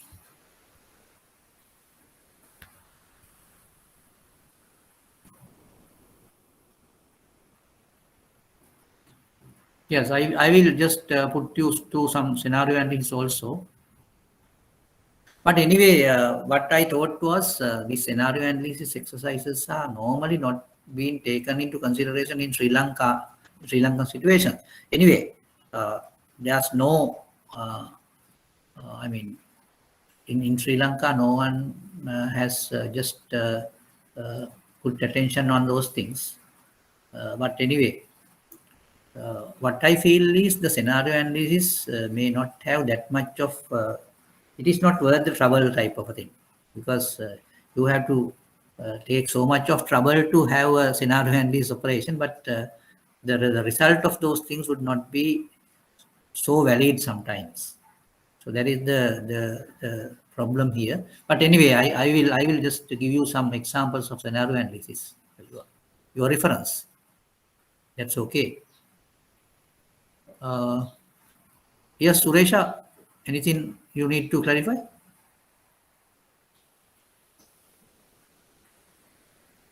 No, sir, but my mic was muted, but I think you saw like it's on. I don't know what is this. Right. Okay. No, I think my question is now whether in one of your organizations, do you have a certain operation risk management framework, or it is a software or something in your organization for this operation risk management?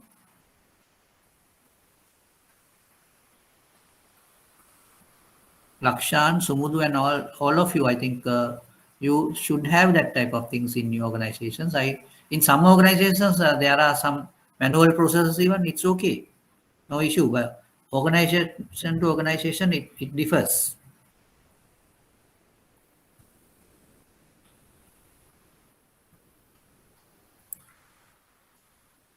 Since Sumudu has asked, I think he asked two things now: risk register and scenario analysis. Anyway, I will just give you today's session. I will give you this risk register, sample risk register for you, and even scenario analysis also I can just put it.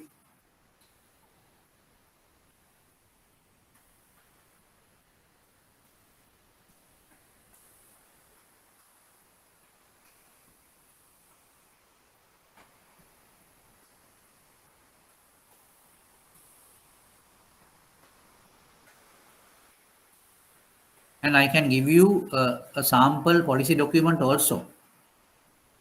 So that is not a certain type of thing to be copied or whatever, but you need to get the understanding by reading it and have your own policy for your organization. That's another exercise you can do, but I don't know. I have already given you the assignment, so therefore there's no need of having new assignment like that. But This is for your interest, I am telling you. So you can just see how you can prepare an operational policy management, operation risk management policy framework for your organization, policy for your organization.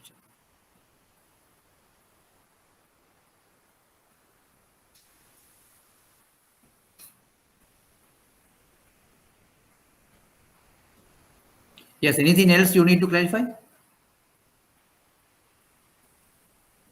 Right, I think at this point I will just adjourn for a break. I will start by 10:50. Till that time, you can just go through these things which I have presented, and if you have anything to clarify, so you can just come up with your questions.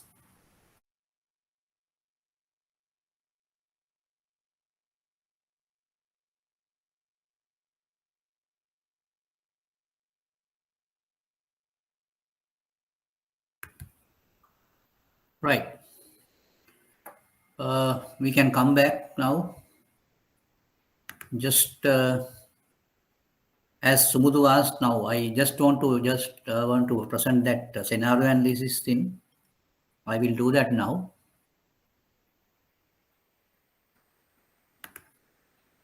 Can you just see the presentation on the screen now? Scenario analysis? Yes, sir. Right.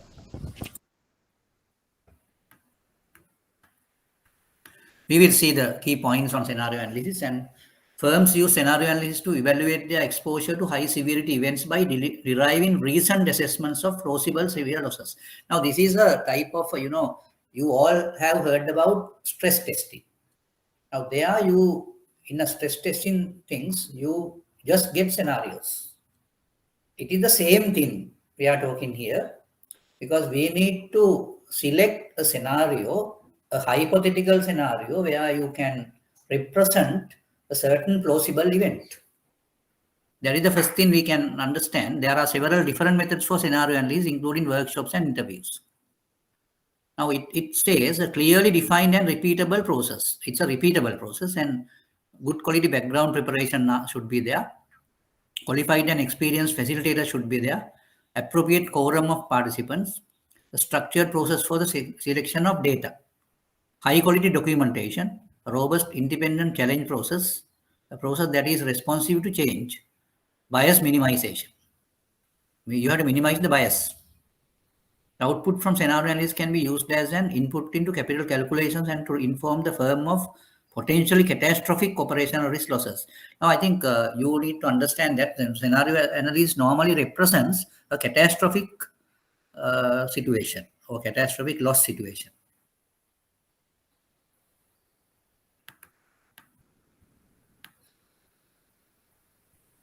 Now, the role is to, through the evolving methods, you do that, used to evaluate exposure to high severity events.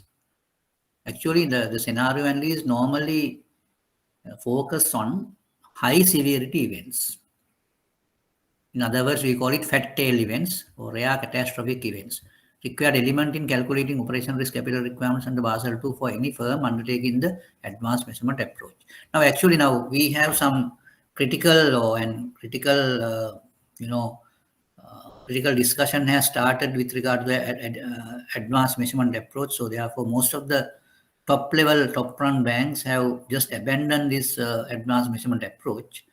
But in that context, what we need to do is we need to see how we can go through a certain operation risk management activity where you can use in the scenario analysis as a point here.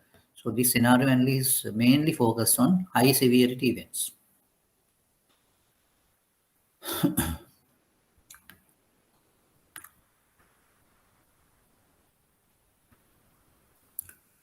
It used to derive recent assessments of plausible severe losses. The assessments are then used to explore what-if cases that may be beyond the current experience of the firm. Now, I think these definitions are not that necessary, so I think you can read on these things later. I will go to a These are challenges. Finding a process that taps experienced business managers and risk managers and that produces reasoned assessments of plausible resources is challenging indeed. Now, experienced people should be there, reasoned assessment should be there, plausible. Now, those are the things which we need to answer, the questions.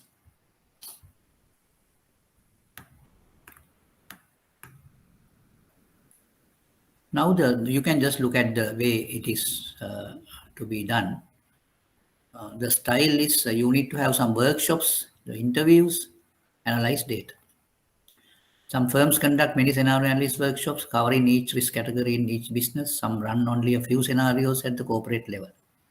So that, of course, depending on the firm's risk appetite, the operational risk culture and all, it happens in different ways. Some firms have standard scenarios for every business line to consider.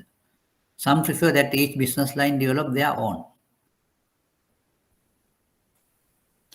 In capital calculation also, the scenario analysis is being used because, but anyway, for the time being, we are not going to talk more on capital calculations because we are not going to do this advanced measurement approach now. So therefore, we just omit these 2011 AMA guidelines.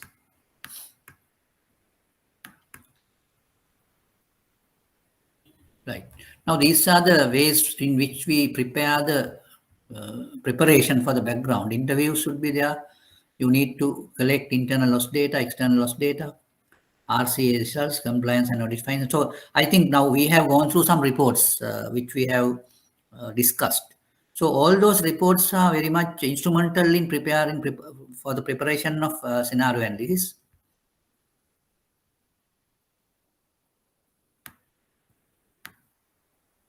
Now the people should participate in this way. Wide area of people. I mean, multi-discipline people should participate in that. Qualified and experienced facilitators with consistency in the facilitation process. There should be neutral facilitators. There should be a quorum from appropriate business line.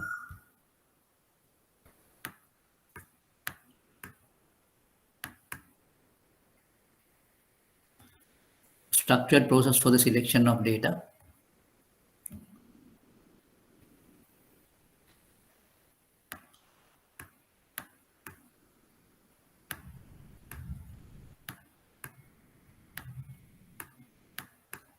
Right now,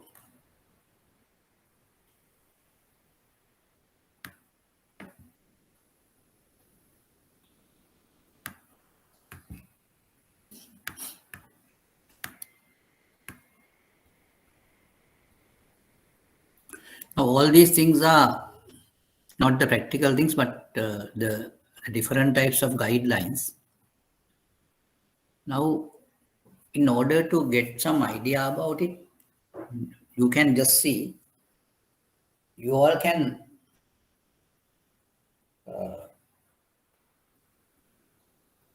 hypothetically decide a particular scenario. So that is the way it is to be done. And it's a type of a brainstorming or whatever you do at the beginning. And that particular time, the people get together and decide on certain scenarios. And basically those scenarios should be high severity scenarios.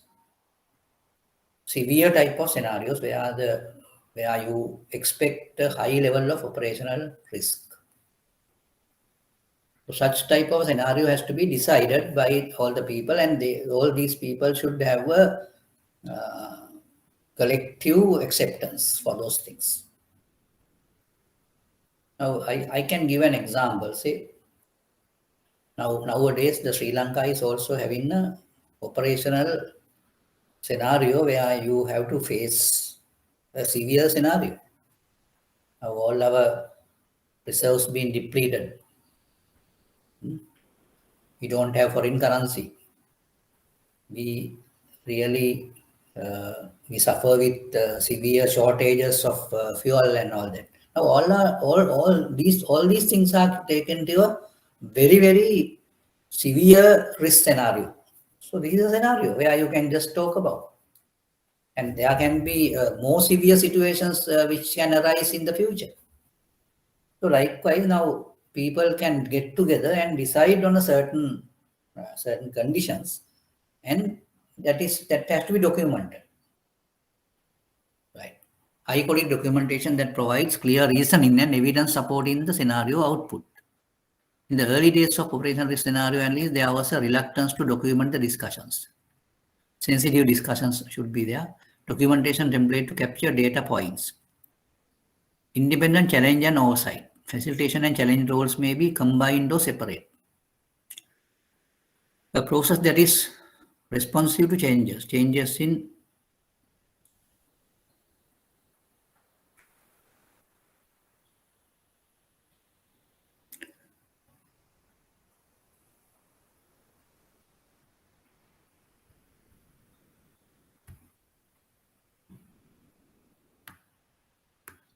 now. What do you mean by bias? Because now when people get together and decide on certain scenarios, now those people are from different business areas, different departments. So they have their own thinking and they have their self-interest. Because of that, in order to just get some mental security for themselves, they normally suggest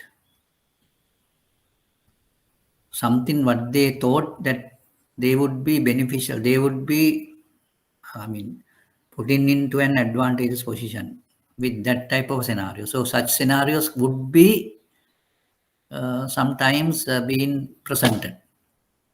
So therefore, everyone has to see whether there's any bias on those scenarios. Occurs, now you can just look at it, occurs during the estimation process as the experts are swayed by the background data and the form of the questions. Availability bias occurs when estimates are influenced by the availability of data.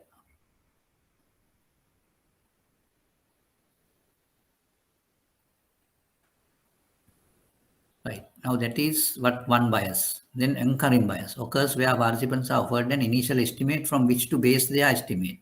Now all these things will put the thinking into a bias situation. Another one is the motivational bias occurs where the estimates of the participants are influenced by the personal interest of the participants. That's what I told you. Overcoming bias, strong facilitation, objective data, awareness of bias, avoid direct capital impact. All these things will overcome the bias.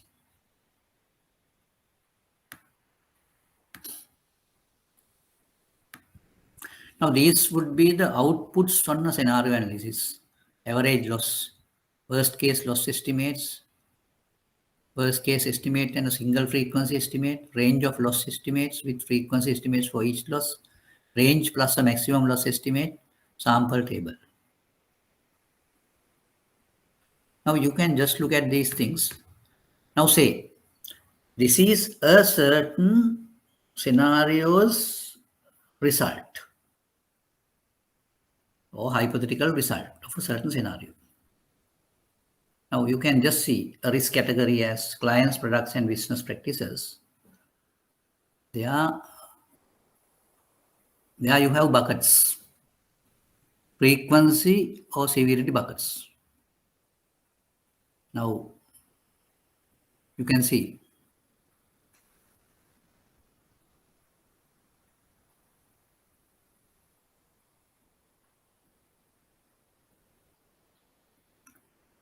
that means $1 to $1 million to 5 million, there will be five events. $5 million to 10 million, there will be 3 events. $10 million to 20 million, there will be 1 event. $20 million to 50 million, 0.5, 0.2 likewise.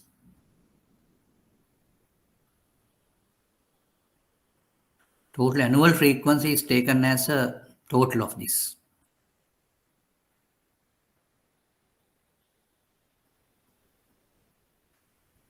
And maximum single loss is taken as $600 million. So likewise, now you can see the data and the results been estimated. There will be average loss estimate, worst case loss estimate and frequency estimate for each scenario.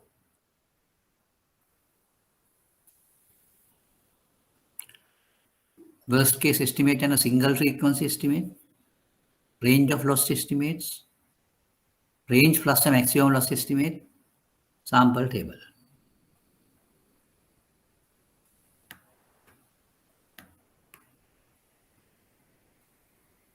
Now, scenario outputs can be used for the capital calculations, mitigation activities, and overlap with RCSA. No, only thing is now I want to just clarify this at this point, because the scenario analysis exercise has not been taken so seriously now, because the reason behind that is nowadays even the global tier 1 banks are not very much interested in advanced measurement approach. In the Basel document, there are 3 approaches given for operational risk management. The first one is the basic indicator approach. The second one is the standardized approach. The third one is the advanced measurement approach. But now, the global level regulators, now they have already discarded this advanced measurement approach, because it really, they are in their opinion, it was really not worth the trouble. The operations of advanced measurement approach methods. So it really very troublesome, very, very serious type of research is necessary, and all sort of things were there. So therefore, in a banking environment, it would not be a practical solution. Therefore, now the AMA has been discarded by most of the organizations, the global organizations, and even the Basel committee has not really, they didn't see any interest even on that. So therefore, gradually now the approach, AMA approach, has not been taken seriously now. But instead, now the banks have gone for a particular approach where it can be in between the advanced measurement approach and the standardized approach. That is how the banks now do. In that instance, the scenario analysis is not as pertinent as earlier. That is the issue. But anyway, since, for your interest, I am just giving these things. But at the beginning, I really thought of not presenting scenario analysis in my presentations. But later on, since you have asked for this, and then I just want to put it here. Now, though the estimates and the results given here, the scenario has not been taken into consideration, because it is too difficult for one to have a scenario decided without getting the overall suggestions. So therefore, what I want to tell you is, you need to have a scenario, getting the suggestion from each and everyone in the meeting or whatever. And one has to prepare, taking all the ideas into consideration, the scenario. There you can say, this particular, the bank's reserves have come down, or it may go down to this much, or people have, say, people leaving the organization. So much of people will leave. So that type of scenarios you can use. If the credit department top run 2 or 3 top run people would leave the bank. So that is one scenario. Or even human resource, or there are some the people, this thing. Then sometimes the systems can have some issues, some system breakdowns. So those such type of things you can hypothetically take into consideration. So that is how the scenarios can be developed. Then the results should be taken into consideration, and so then we call it what if. Now, if the in the credit department, three top run people have would left the bank or whatever. So then, as a result, this would happen. So that type of thing will have to arrange. Is that okay? Now I am just asking now, since some one person has asked me to do this scenario analysis. So what is really meant by that?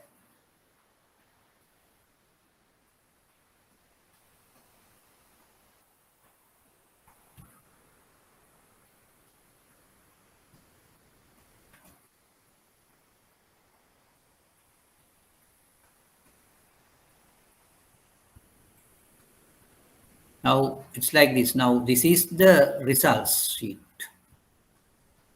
So you need to have a scenario documented and say that if this thing happens, this should be the result. If that thing happens, this should be the result. Likewise, you can have several scenarios and applicable type of results. That is how the scenario analysis is done. This is only the scenario analysis output. Any question on this?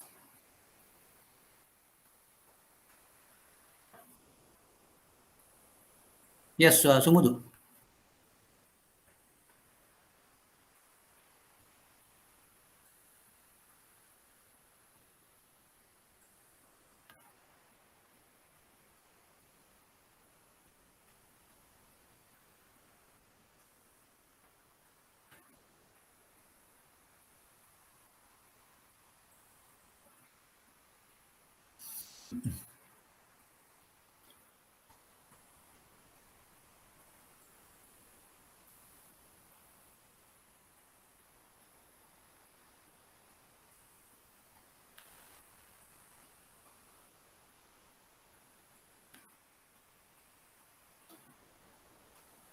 Now here you can just look at these things. Some firms conduct many scenario analysis workshops, covering each risk category in each business. Some run only a few scenarios at the corporate level. So this is depending on the company's view, company's culture and all that. Some firms have standard scenarios for every business line to consider. Or in other words, some prefer that each business line develop their own. So these are the ways in which the scenario analysis can be done.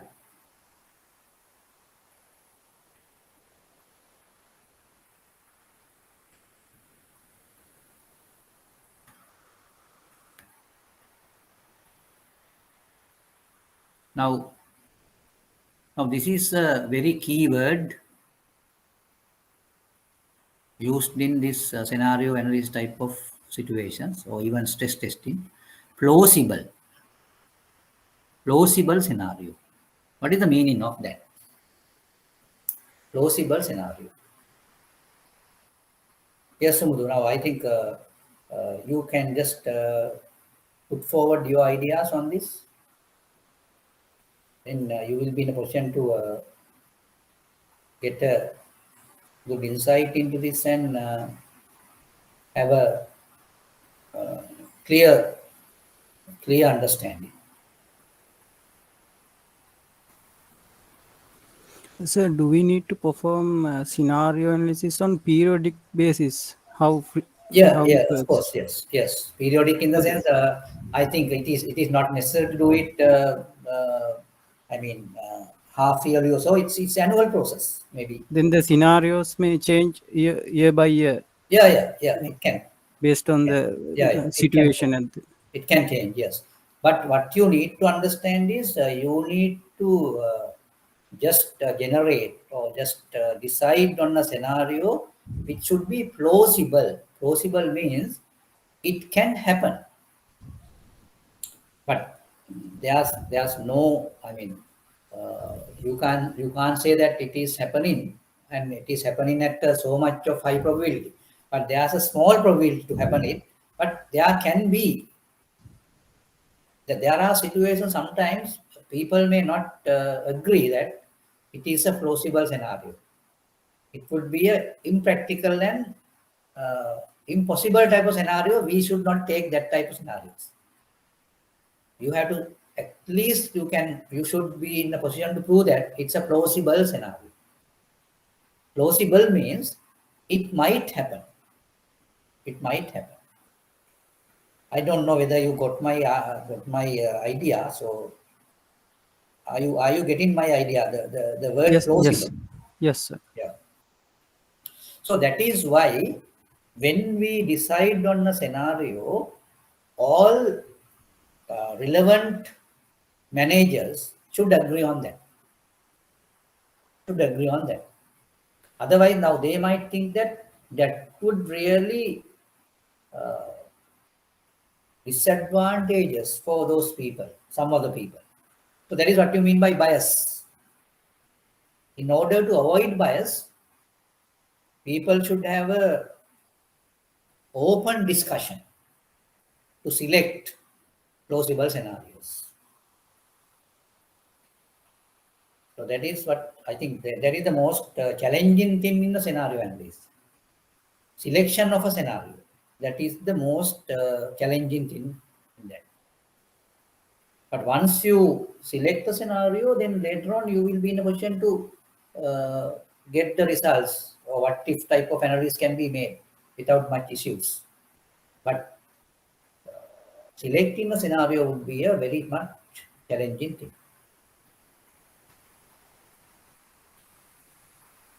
Now you can ask questions to clarify your positions and all. Now, first thing, you need to get a meaning about this plausible. What is the meaning of a plausible scenario?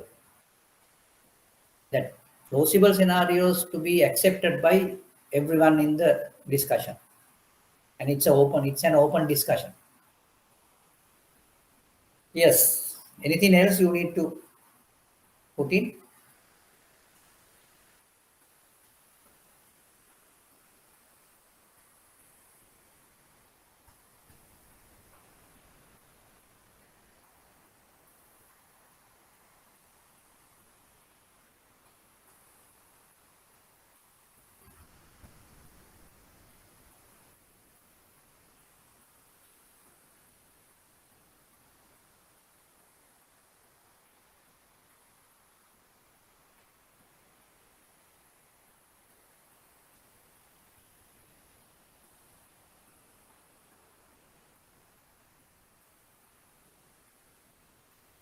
Yes, anything else you need to put in?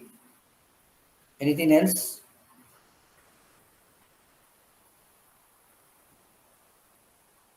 Now, now I think you just needed this. I think all others also should have some interest on this scenario analysis. Of course, I think I don't know. Your organizations are not very concerned about this scenario analysis or whatever. What I feel is that when they do scenario analysis, they do it only for credit risk. Now, when they do stress testing also, that stress testing normally goes to the credit and market risk, not for the operational risk. That is the issue. But in operational risk also, you can have the scenario analysis and stress testing, basically.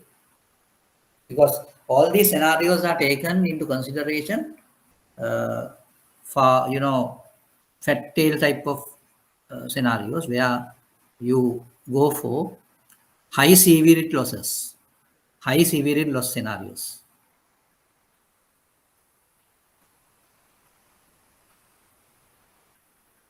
Now I can just give an example.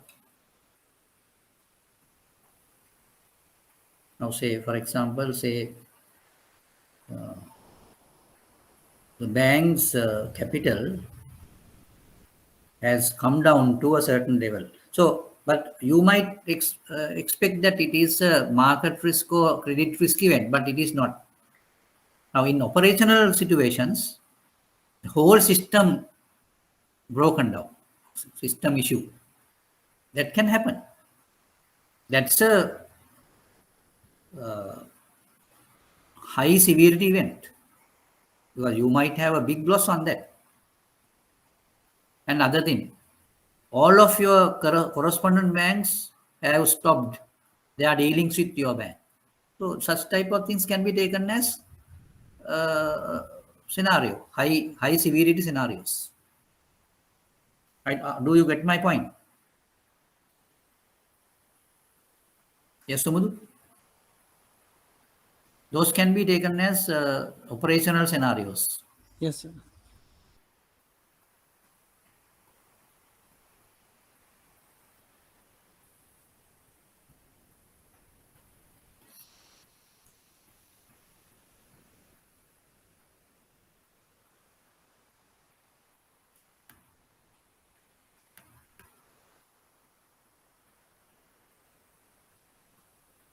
Now you can just get an idea for scenario analysis by going through this Basel II definition also.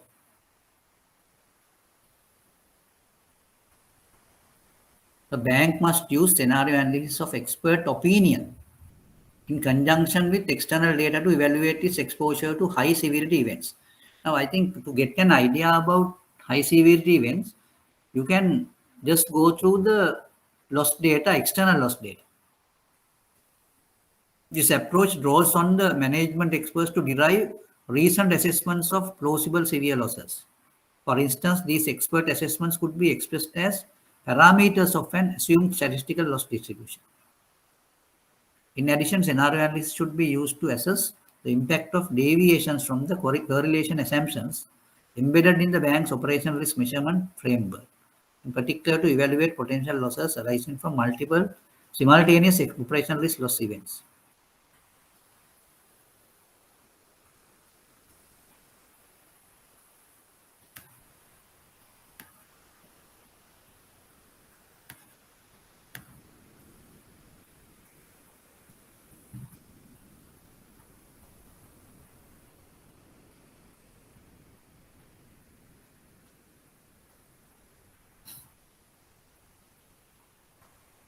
Now, these are the types of features which should be included in a scenario analysis process.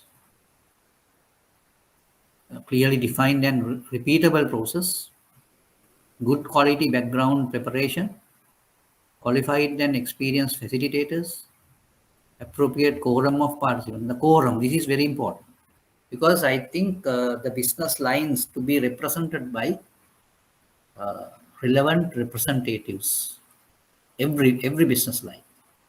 That is why the quorum is important. A structured process for the selection of data, high quality documentation, a robust independent challenge process, a process that is responsive to change, bias minimization.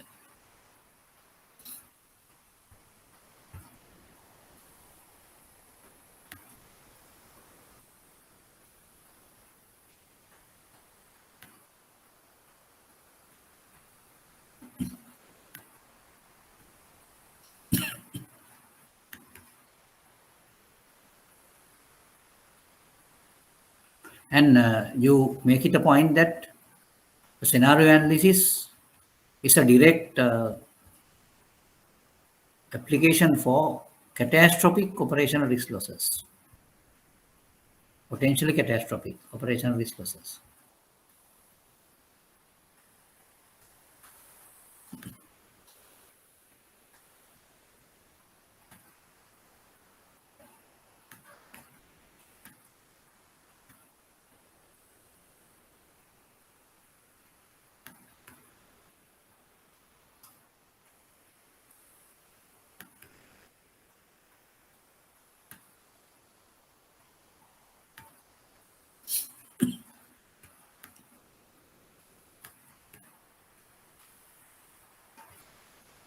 Right. I think I just want to put your attention to this one. Background preparation. Now, this is the way it is been done. You need to have some interviews, internal loss data you should get, external loss data also you should get, and RCA results, compliance and audit findings to be taken, key metrics and analysis, and strawman scenario list. So those things to be taken into your consideration when you do a scenario analysis.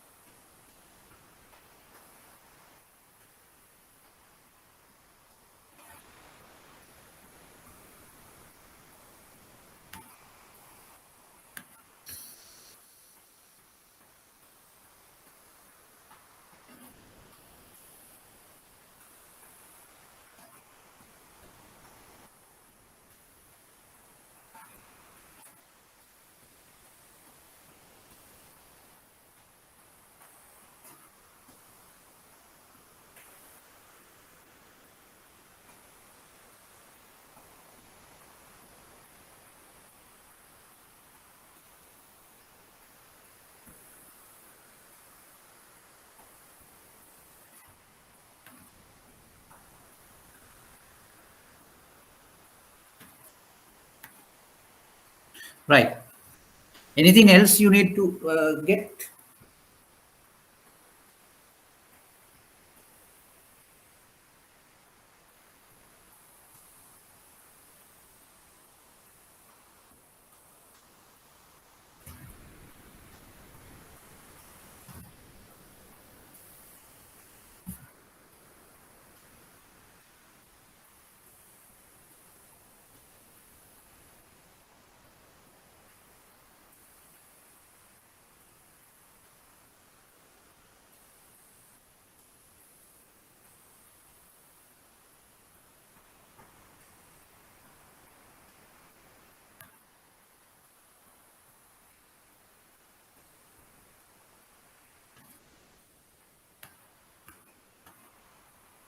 Right. Now, if that is okay with you, I think anyone else, anyone you needs to clarify further this one?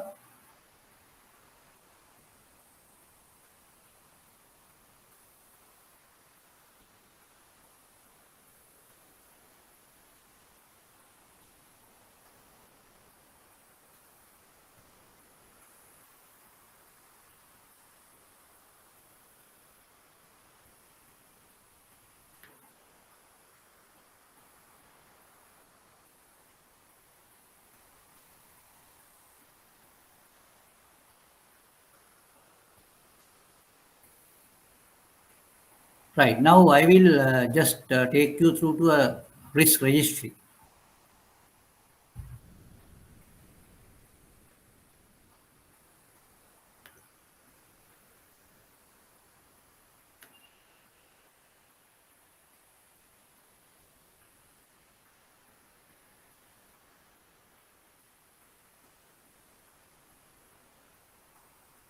Right. Now, just look at this template. Now, I want to just forward you this risk registry, a sample risk registry for your attention, and just look at it. And I have another template where it is been done in the Excel, but that has a certain which problem where you can't collate it in a different form or in a particular form or in a proper form, because you can't get any idea where it relates or whatever. So therefore, I have not just taken it here. But I think if you take it onto a certain soft copy, you will be in a position to look at it. Right. Now just look at this. Now in a risk registry, there will be a risk ID or identification number. Then there will be a category indication and the name is given. Then the description of the risk is also given. So this is what you call a risk registry. Because the the particular risk ID facilitates the index process where anyone can just go, anyone can name it and given a number, and that number will be at a later stage, it would be taken, the number can be taken as a reference point. Now just look at the first one, RAC1. And the category would be IT, information technology. The risk, the real risk would be inability to maintain individual accountability. So this is the risk. And description of the risk. There is a failure to maintain asset ownership, and it is not possible to have non-repudiation of actions or inactions.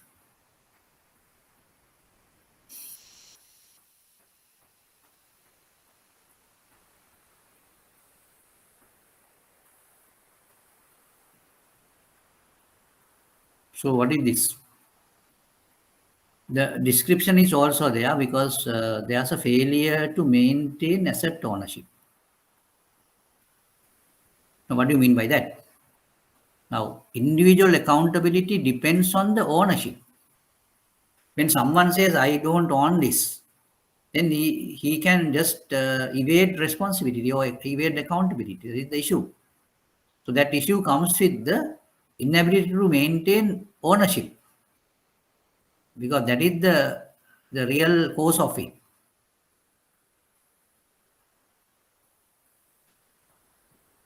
Because sometimes when people see, and when they see that there would be an adverse result for some things he have done, and he will not claim the ownership. And it's a repudiation. Repudiation means so you just say that you are not owning that. That is the issue. That's an evading type of a technique. That is a risk, really. So in basically the IT, in IT it happens. Then you go to the second one, RAC2. It is the category of risk would be operational, improper assignment of privileged functions.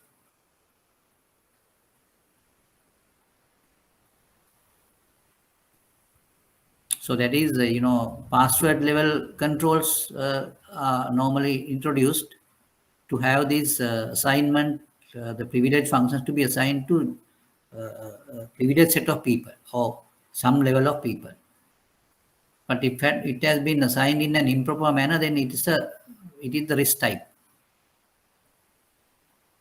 So the least privileges, sometimes when the people being assigned with certain type of authorities, but when these assignments are being made, there can be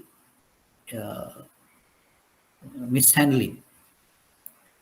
So then if that is the case, the least privileges, people, when they have been given with certain authorities, they try to use their maximum authority in some cases, but it is not really it is not really fair enough. So if they do that, then the failure is to implement least privileges. Rather than implementing least privileges, what they do is they just do the highest type of privileges they might use according to the given authorities. That is the issue. I don't know. Have you got the meaning of this? Now, I just want to show you a particular form of a risk registry and the given details. Ask any question now. I think you are very much keen on getting the risk registry also. I have gone through several documents and I just found some risk registries, and that is why I am just giving these things now. So then you are, keep silence is not the way. You need to show some interest and ask some questions, do some discussion, put forward some ideas. So that is what you need to do. I have taken trouble to get everything, all of these things.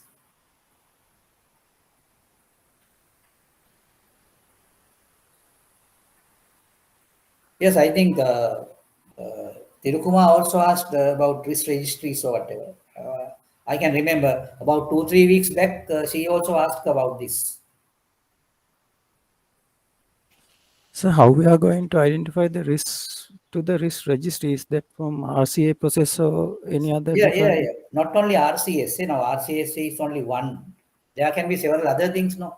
Now you have lost data capturing exercises, and there also you might identify certain type of risk.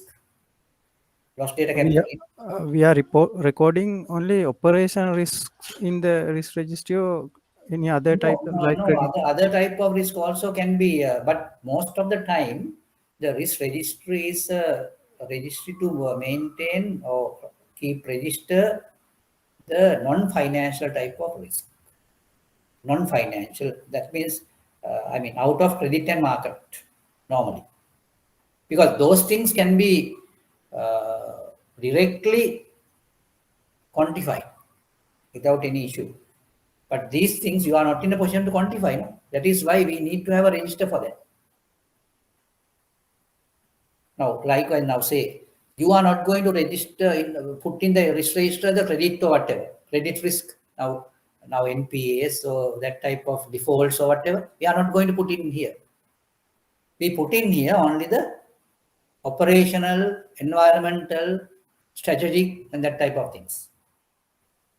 And all those are difficult to quantify. But we have now found several ways and means of quantifying these things in several other ways. But anyway, directly we are not in a position to quantify these things. That is the issue. So your question is very valid. In a risk registry, you put all these type of risks which are not easily being quantified.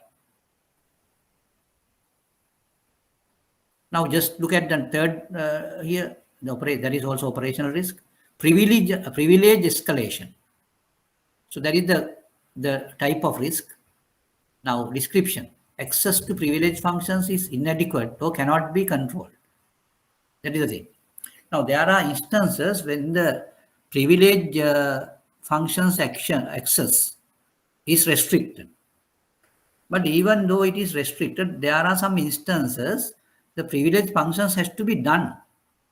But at the moment, or when the need arises, you may see that there's no person who is authorized to do that function. Then that would really pose a risk.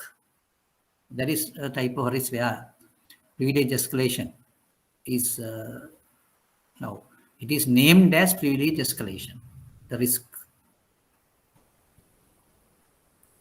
Because you can't escalate or you can't enhance the privileges of for normal person, no. When the need arises, that is the issue.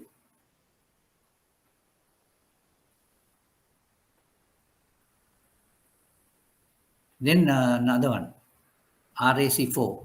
It is categorized as environmental, and it is given as unauthorized access. Access is granted to unauthorized individuals, groups, or services. So that is the description of the risk. Sometimes it can happen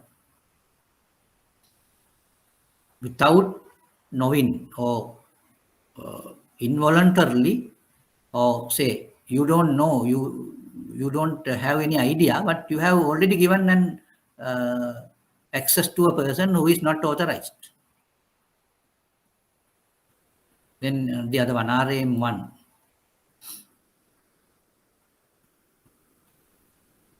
Operational, that is also operational.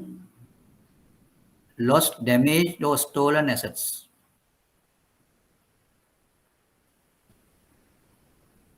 RAM2 strategic, loss of integrity through unauthorized changes.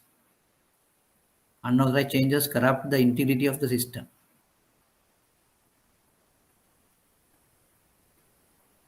Yeah, sometimes in a system, people do several changes without having any type of an authority. So all these things are taken as risk. Right, anyway, now I am not going to go through each and every one.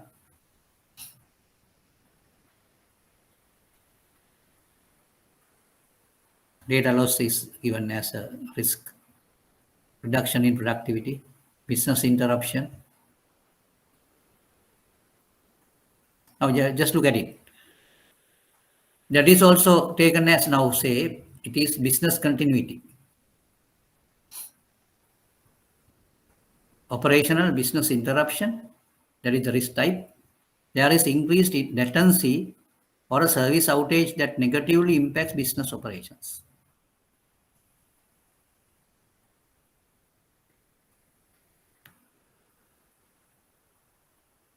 Information loss, malware,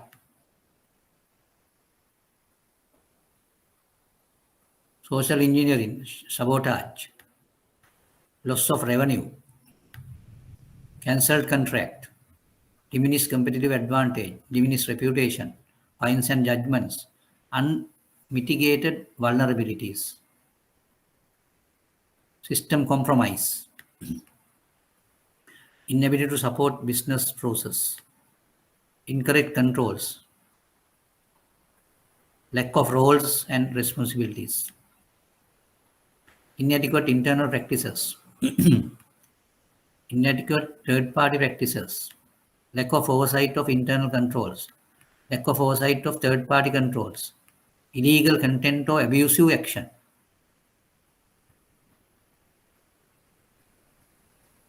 Now you can see in some organizations this can happen. Illegal content or abusive action. There is abusive content, harmful speech, threats of violence, illegal content that negatively affect business operations. So that can happen in any business.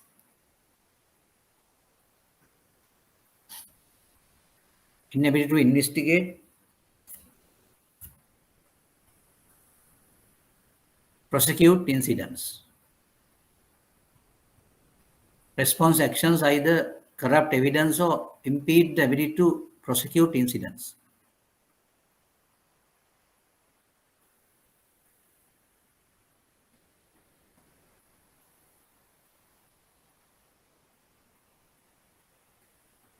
Improper response to incidents, ineffective remediation actions, expense associated with managing a loss event, inability to maintain situational awareness, lack of a security-minded workforce,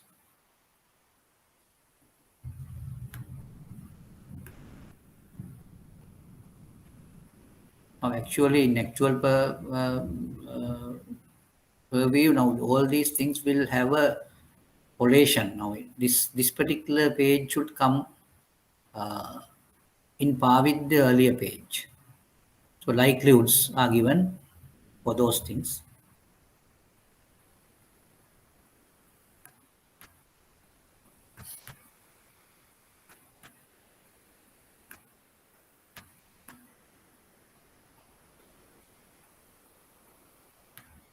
Then this, now these number, I mean, I have just taken into consideration right up to here.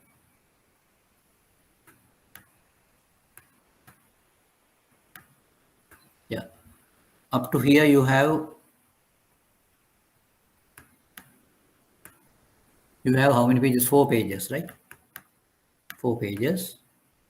Then you will have another 4 pages.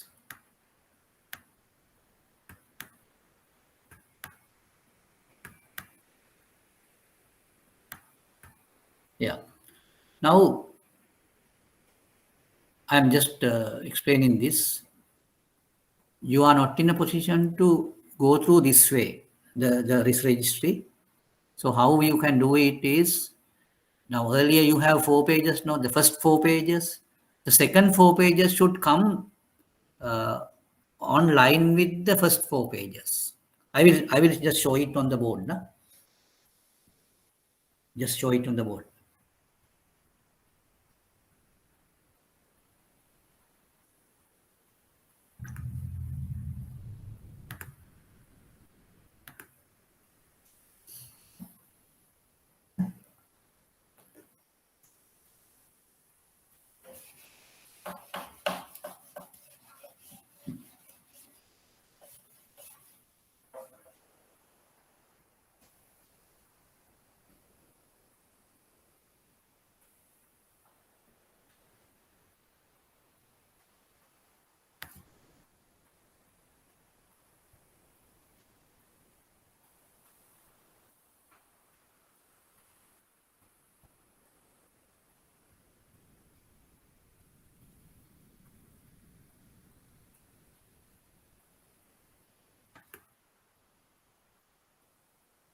Right.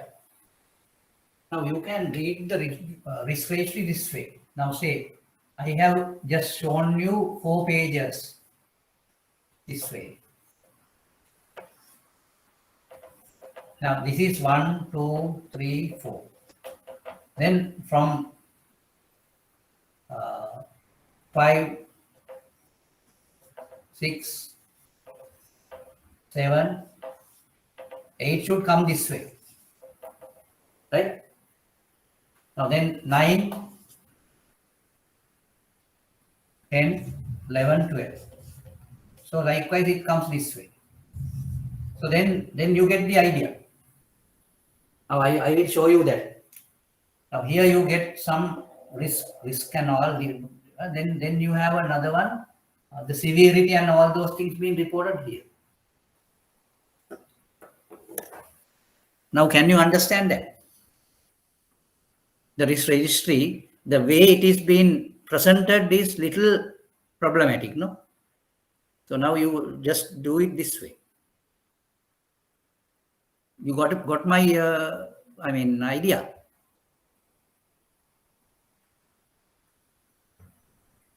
Yes, Sumudu. Yes, sir.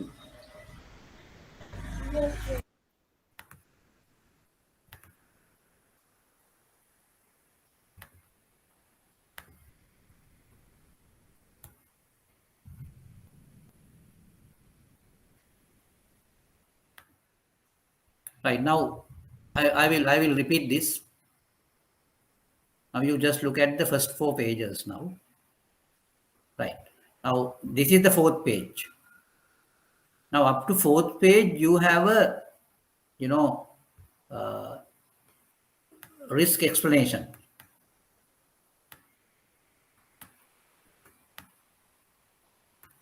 Now you have the risk ID column, category column, name column, description of the risk column. Then the next, now this will reflect in the first 4 pages.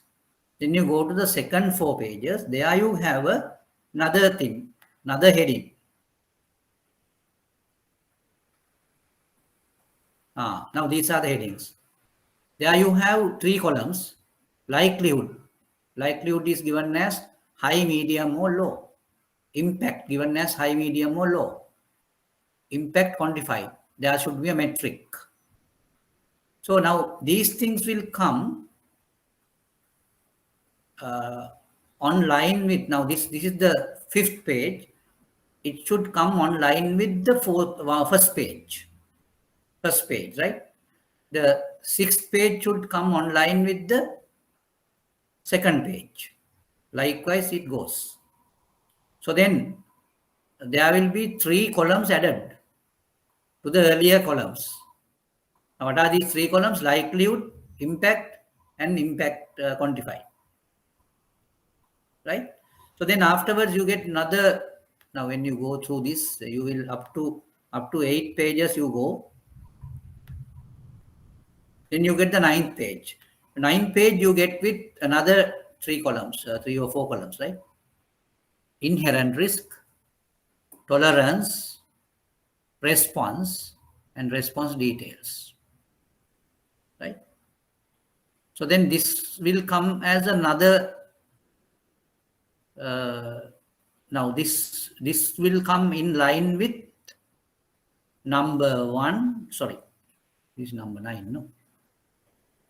Okay. Yeah, number 9. Since it is number 9, it should come in line with 1, 5, 1 and 5. Yes, 1 and 5. 1, 5 and 9 come in an array. Then 2, 6 and 10 come in another array. So likewise it comes. I don't know whether you got my point. So that is how the risk registry is really prepared. Now then you go up to 12.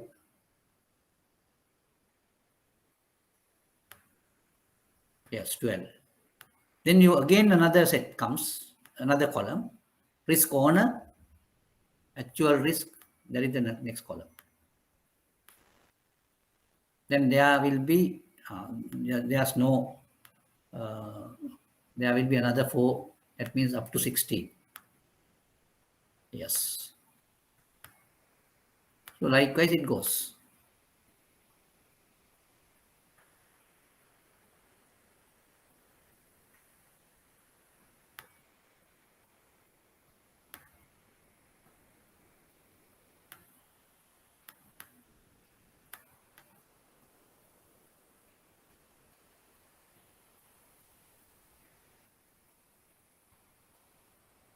Right. I think now you have got a certain idea about the risk registry. And as Sumudu asked now, the risk registry is basically for the risks which are not directly being quantifiable.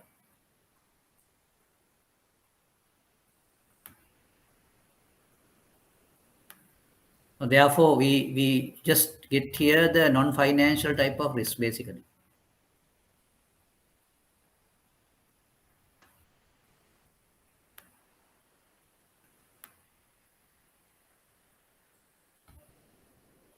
Anything else you need to clarify on this?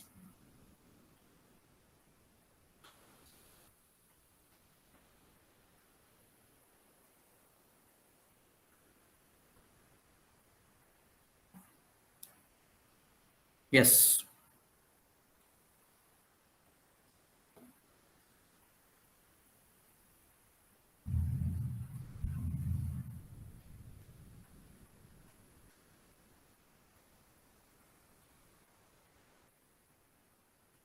Yes, Tirukuma also wanted to have this risk registry, no? I can remember once you just asked for that. Are you there, Tirukuma?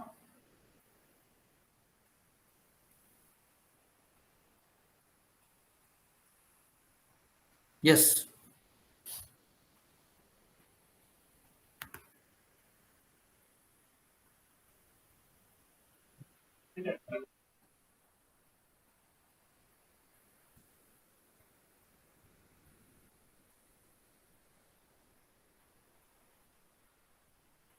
If you are okay with this, I will go into the next section where we have to, just discuss about cyber risk. Cyber risk.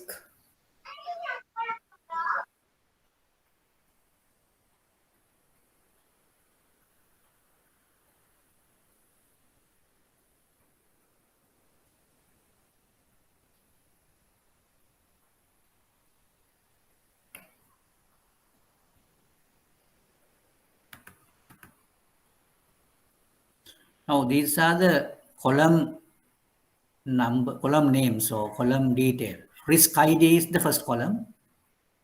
Second column is category. Name is the third column. Description of the risk is the fourth column. Then you go to the fifth page. You will get the other columns. Likelihood, impact, quantified, impact quantified. There are other 3 columns here. Then you go to the 9th page.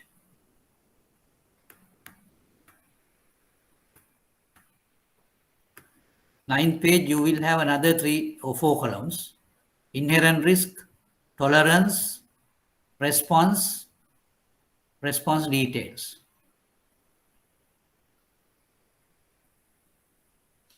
So altogether, how many columns are there?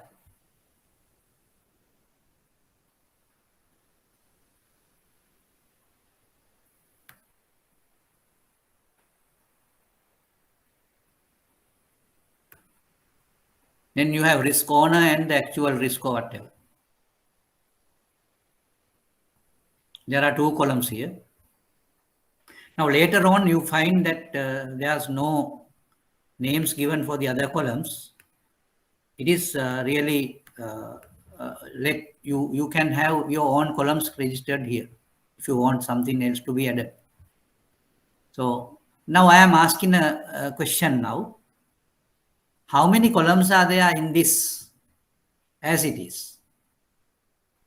Yes, tell me.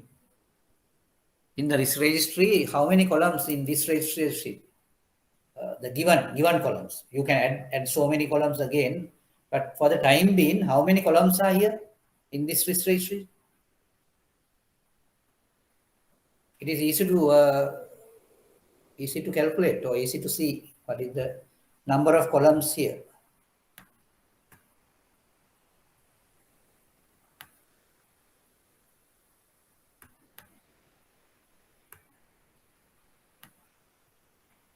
Just tell me the number of columns given in this risk registry. There are 13 columns. 13, I will see. Good, I mean, that is the case. Now I will show you that.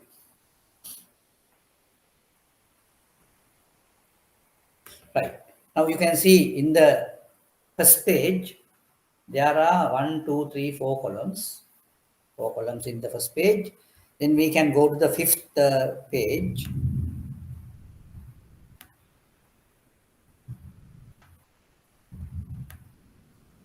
There you have 3 other columns. Then earlier you had 4 columns and 4 plus 3 is 7. Then you can go to the 9th page.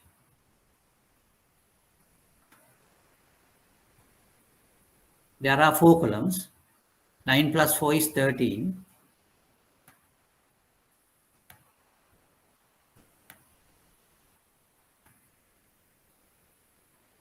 Another 2 columns are there. Then 15 columns altogether.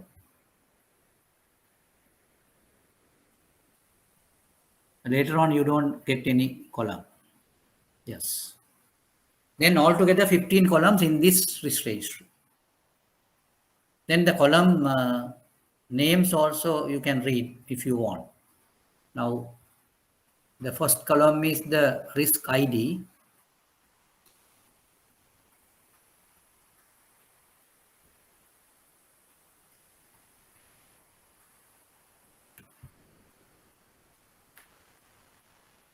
Risk ID is the first column. Category is the second column. Name is the third column. Description of the risk is the fourth column.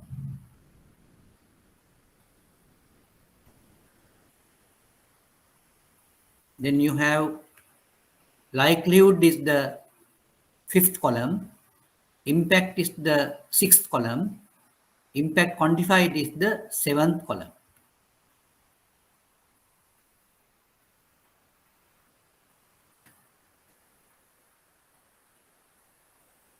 Then inherent risk is the 8th column, tolerance is the 9th column, response is the 10th column, response details is the 11th column.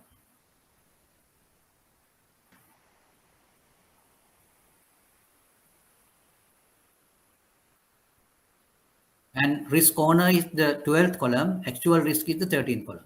I think it's 13, no, not 15. Earlier I said it's 15, it's 13.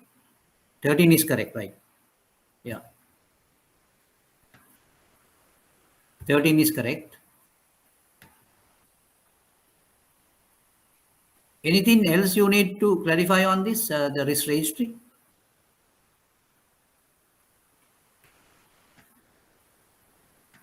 Risk register, you call it. This is a template for risk register.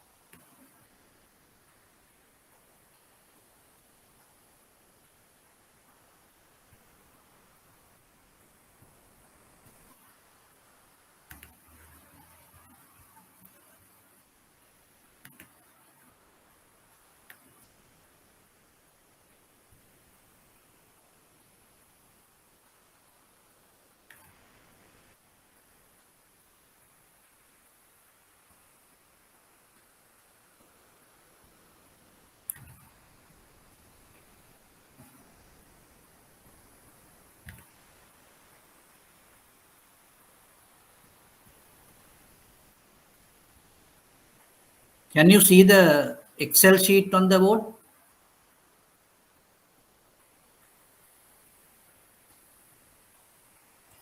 Yes, sir, we can see. Right. So there you see the same thing, no? ID, name, description, owner, response, category, likelihood, impact, risk tolerance, maps to asset and debt. All of these things are there. But now this will give you a certain idea about it.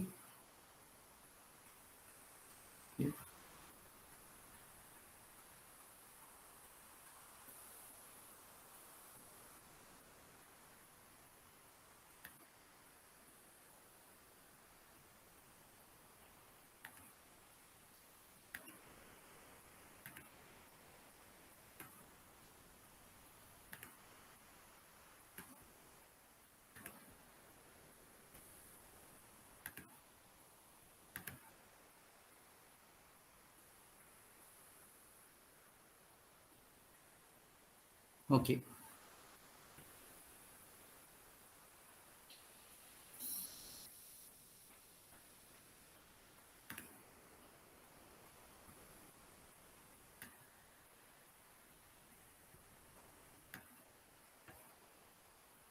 Now, any of your organizations has this type of risk register?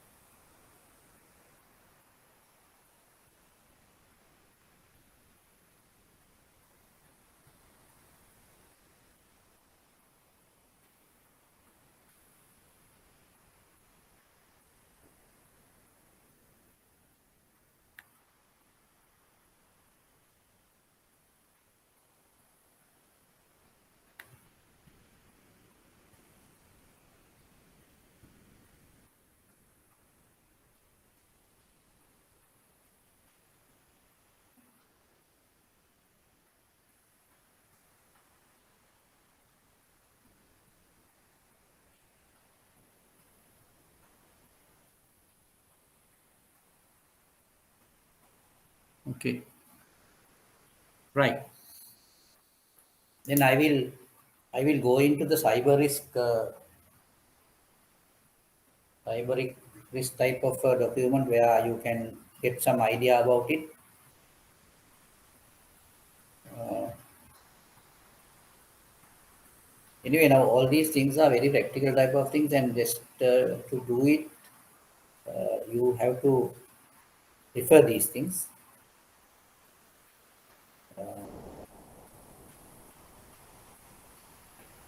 And you need to do reference on this presentation which I have already given to you, and you yourself should go through it, and if you find any type of confusion or any type of data which you cannot describe or whatever, so you have to ask me, or you can just ask that question, or you just verify those things. Okay? And what I want to tell you is now all these details are really important, and all are relevant things. They have not given you anything which are not relevant. So therefore, you need to make the best use of it. Best use of it. Because it is not that easy for you to get all these information together on your own. There have been several information things which I have accessed to give you these details. So therefore, you need to make the best use of it.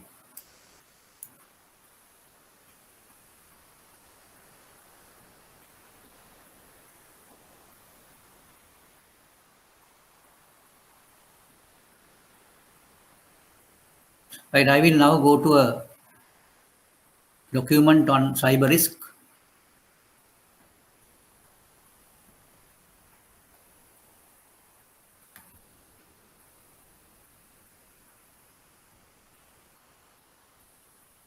Right. Now I will go into the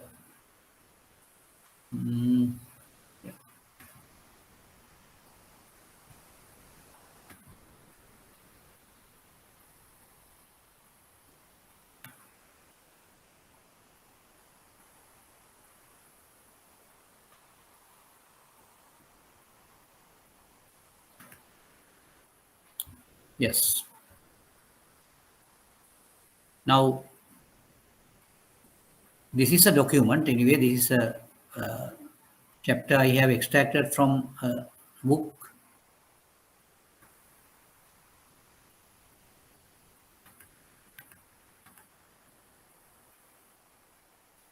Can you see the text on the screen?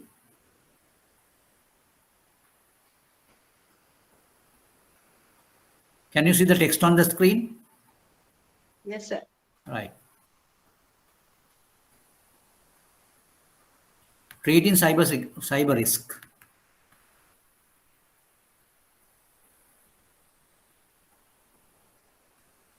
Right. Anyway, now this is the introduction gives you a certain type of dialogue. The CEO having with the CRO. CEO Tom challenged his Chief Risk Officer Nathan. So give me the right guidelines for how to treat cyber risk and bring cybersecurity back to basics. Right. Actually, it has never been so important. Now, those things, cybersecurity has been in the spotlight for the past few years. Due to the number and seriousness of cyber incidents, the media has focused on such incidents and the importance of tackling cyber issues in the extensive digitization of most organizations. This area requires the attention of directors and managers everywhere. Now, I am just giving you a certain account of the cyber security and cyber risk. I think with the online office work or online type of accessing online digital businesses, the cyber security has never been important. So that is why in every organization now the cyber security or cyber risk management has become very much important. And most of the organizations have experienced several cyber incidents. Some of the incidents were very much severe. So therefore, it is a component of integral risk management. Integral risk management.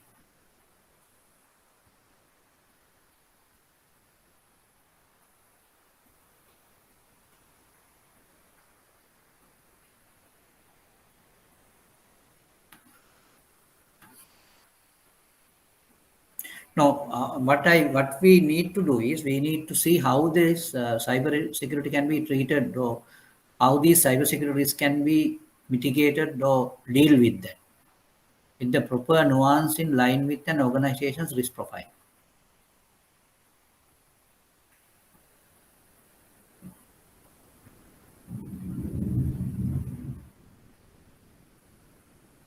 Now, I just want to show you something here. Organizations need to avoid panicked responses that have not been thought through. The media regularly paint a dramatic picture of cybersecurity as if numerous organizations are helpless victims of cyber criminals. Now, these things are really been important because in organizational context, you need to see what you need to do. Moreover, all types of crime are lumped together, causing anxiety among organizations that is not based on the facts. Small and medium-sized enterprises have a completely different profile than multinationals, and an SME need have few worries about many of the incidents reported in the media. The truth is more nuanced than the picture presented by the media. The risks are certainly controllable. Cyber criminals are not invincible geniuses, and the government and enterprises have significant knowledge of how to fight cybercrime. But we need to realize that 100% security is an illusion, and that the pursuit of total security will lead not only to frustration but also possibly to a false sense of security. Anyway, now this gives an understanding about cybersecurity, and as it is, it has not been so, cybersecurity is not so difficult to manage as reflected in media. But it is not to be neglected also. So that is what we need to understand.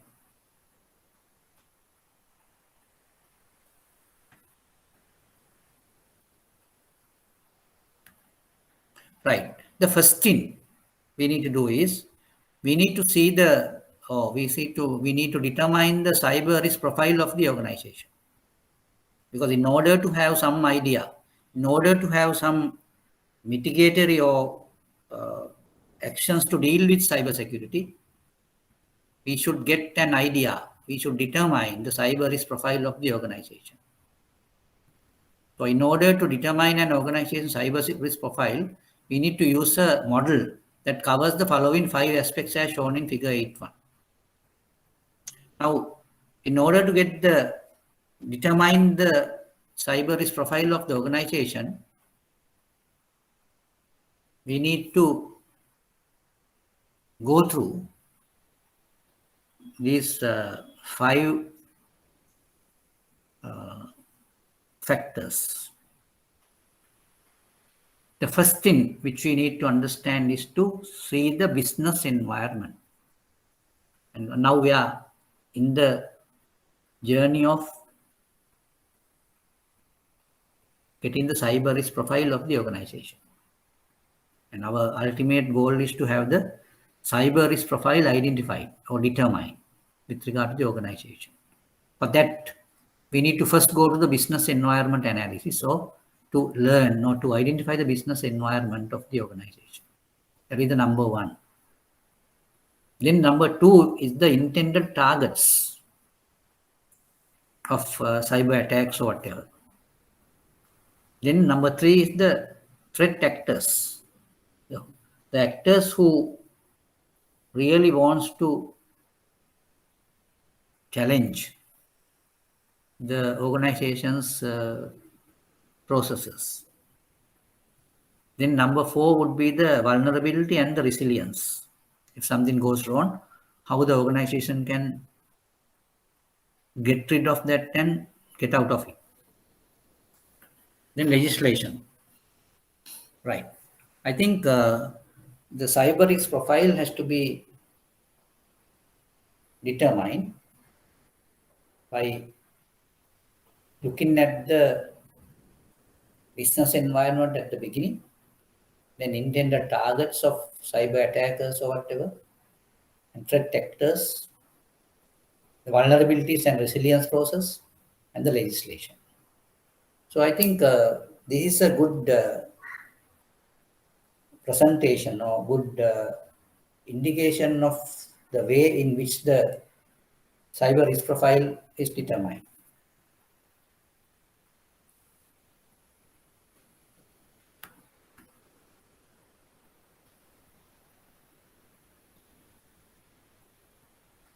Now the book, I can just tell you the book also, the Cyber Risk Handbook, Creating and Measuring Effective Cybersecurity Capabilities. The name of the book is Cyber Risk Handbook.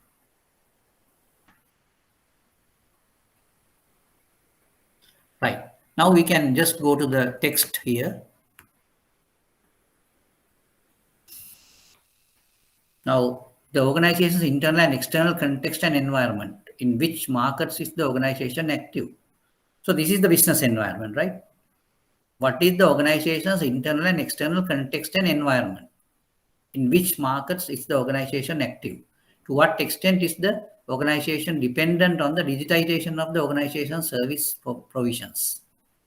Now, I think in the cyber risk profile determination, it is very much necessary for you to get an idea about the organization's dependency on digitization and organization's service provisions. How to what extent the organization dependent on digitization. And to what extent is the organization linked to another organization that could form an additional risk in this framework? No, in the provision of services, there can be several other organizations connected to the organization, and that could pose another risk sometimes. Now, all these things can be taken into consideration when you assess the business environment. Then the second thing is the intended targets. What could be relevant intended targets within the organization and also within the chain in which the organization is active. So this is the next thing which you need to understand.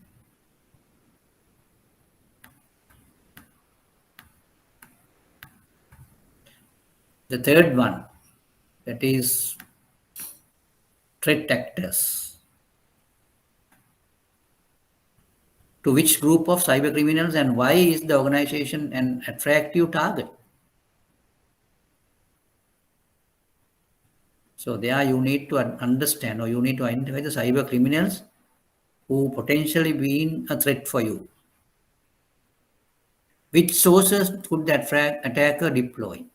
So there can be several sources, so several resources they can make use of to attack your organization.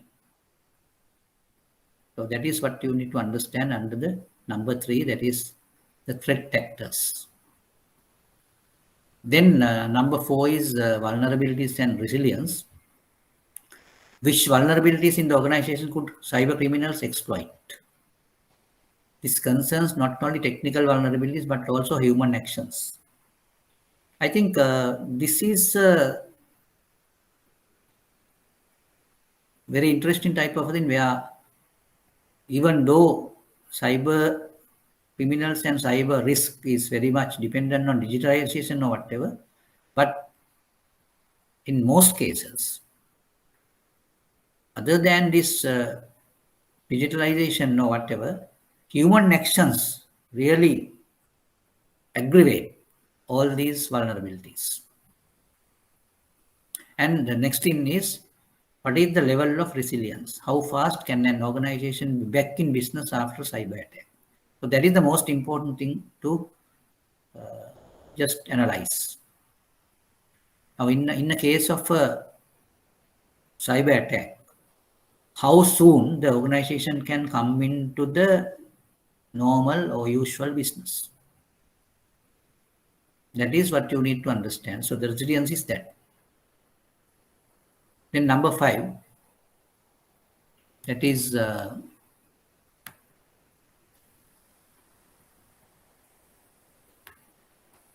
legislations. What are the regulatory and legislative requirements with regard to cybersecurity that pertain to the organization? On the basis of an analysis of the 5 aspects mentioned above, an organization is able to determine its risk profile as well as the amount of risk it is willing to accept. Now, when you have a risk profile or when you determine the risk profile of the organization, you will be in a position to see what is the amount of risk you are willing to accept. And the next thing is to implement the appropriate set of cybersecurity measures. And as it is, it will never be possible to achieve 100% security. So there is no point in pursuing such an aim. I think Thirukumar has asked that question from me earlier. She asked me whether you can you zeroize the operational risk or whatever. No? So it is an impossible task. Now here also it is very much clear, right?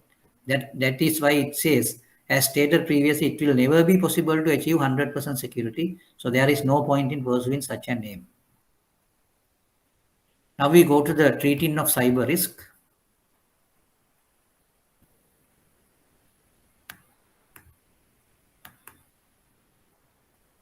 Cyber risk management programs must consider an organization's risk appetite. Specific cyber risk can and must be treated by applying the necessary measures and by reacting effectively when an organization is subjected to cyber attack. Now, there's another figure given here. How does one select the right set of treatment measures? Now, there can be several treatment measures for cyber risk.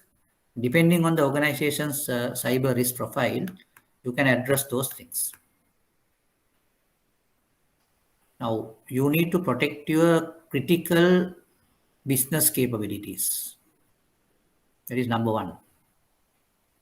And humans remain the weakest link unless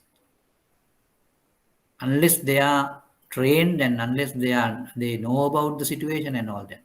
Number three is complementing preventative with detective measures. You should have not only the preventative measures but detective measures also. And number four, how to react if it happens in any case, and it will happen. Reactions. Number five, cooperation needed. What type of cooperation needed? Sectorial, IT partners and all that.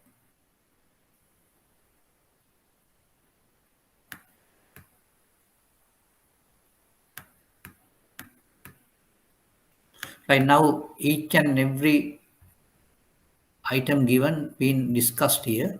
Focus your on crown jewels, that is in the middle, in view of the fact that it is impossible to protect everything. Cybersecurity requires special attention regarding the protection of the organization's most valued information.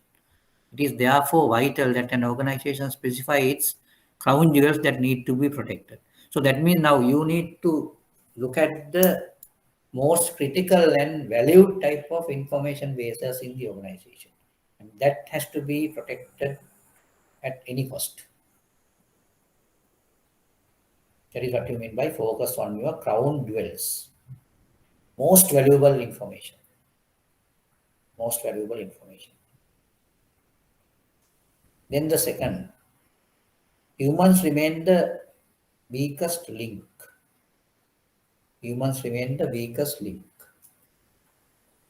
It is essential to have technical systems to protect, to identify intruders and to respond to an attack, but human beings are actually the weakest link in many organizations. However, humans may also be the best asset in the organization's defense if they are properly informed and trained. So this is the particular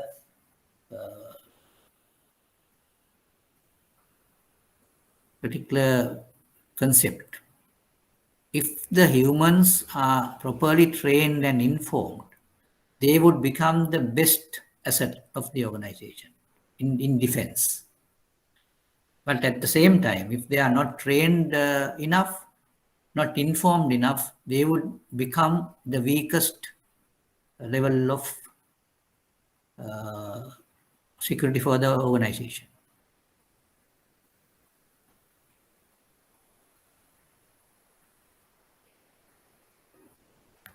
Then complementing preventative measures with detective measures. It is not only the preventative measures, but we need to have detective measures also. Whereas organizations once primarily relied on preventative measures to avoid cybersecurity incidents, attention is increasingly being paid to the detection of attacks in order to enable the organization to react immediately and appropriately. Now, if an organization is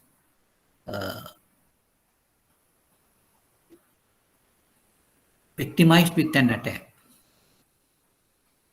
the first thing is to identify that and take appropriate actions immediately. We see a growing use of technical monitoring facilities in many organizations to detect and analyze alien traffic.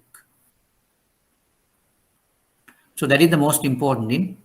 So therefore, you need to have detective measures, not only the preventative measures. Then the focus on an organization's capability to respond.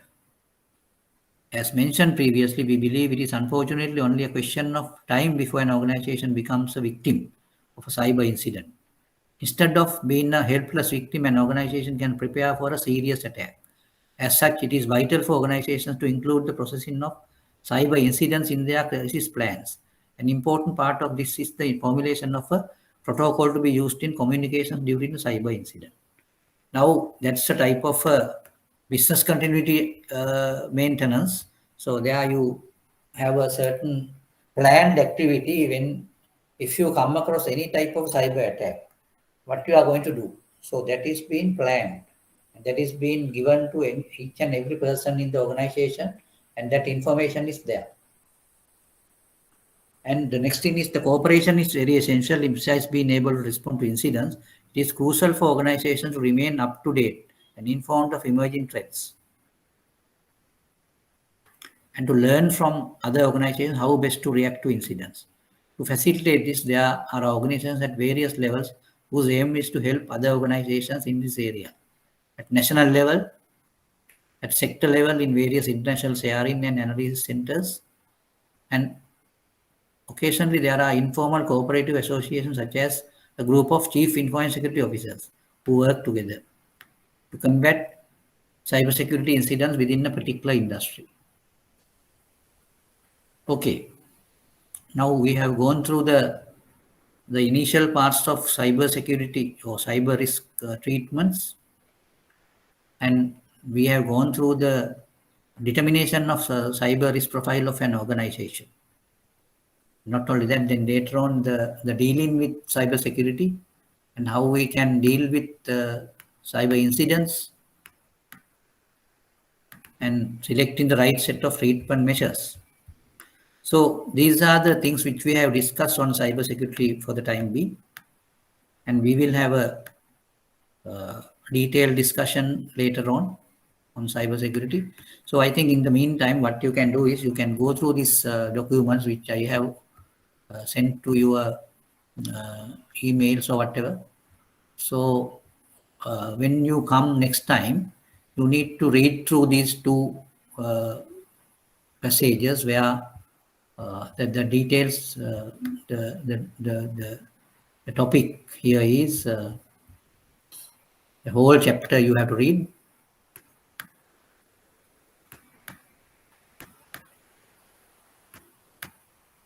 And we will have a discussion, and we will have some type of practical scenario analysis in an organization treating cyber risk. So that is the chapter 8, and that has to be read by you when you come to the next class. Not only this, the second one also, that is chapter 9.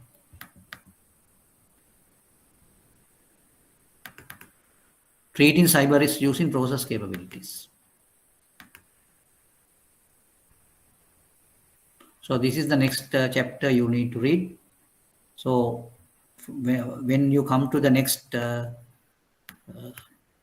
lecture session, you need to go through all these things before coming there. And if you come across anything very much confusing or whatever, so we can discuss those things. Right. Okay. I think anything you need to clarify on these things?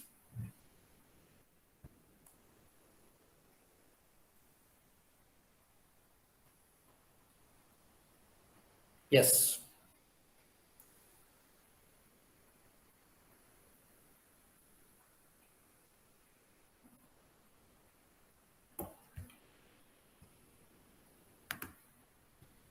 Yes, come back to the sessions now. Anything you need to clarify on these things? Uresha? Sumudu? Tirukumar?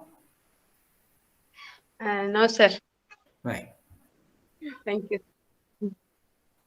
Right. So then with that, I wind up the session today, and thank you very much all of you for your active participation. And I stress the need of participation in the lecture rather than just passively doing it. So you need to actively participate in the session, and you get the best use of what we are discussing here. Thank you very much, and we will meet again on next Sunday. Thank you.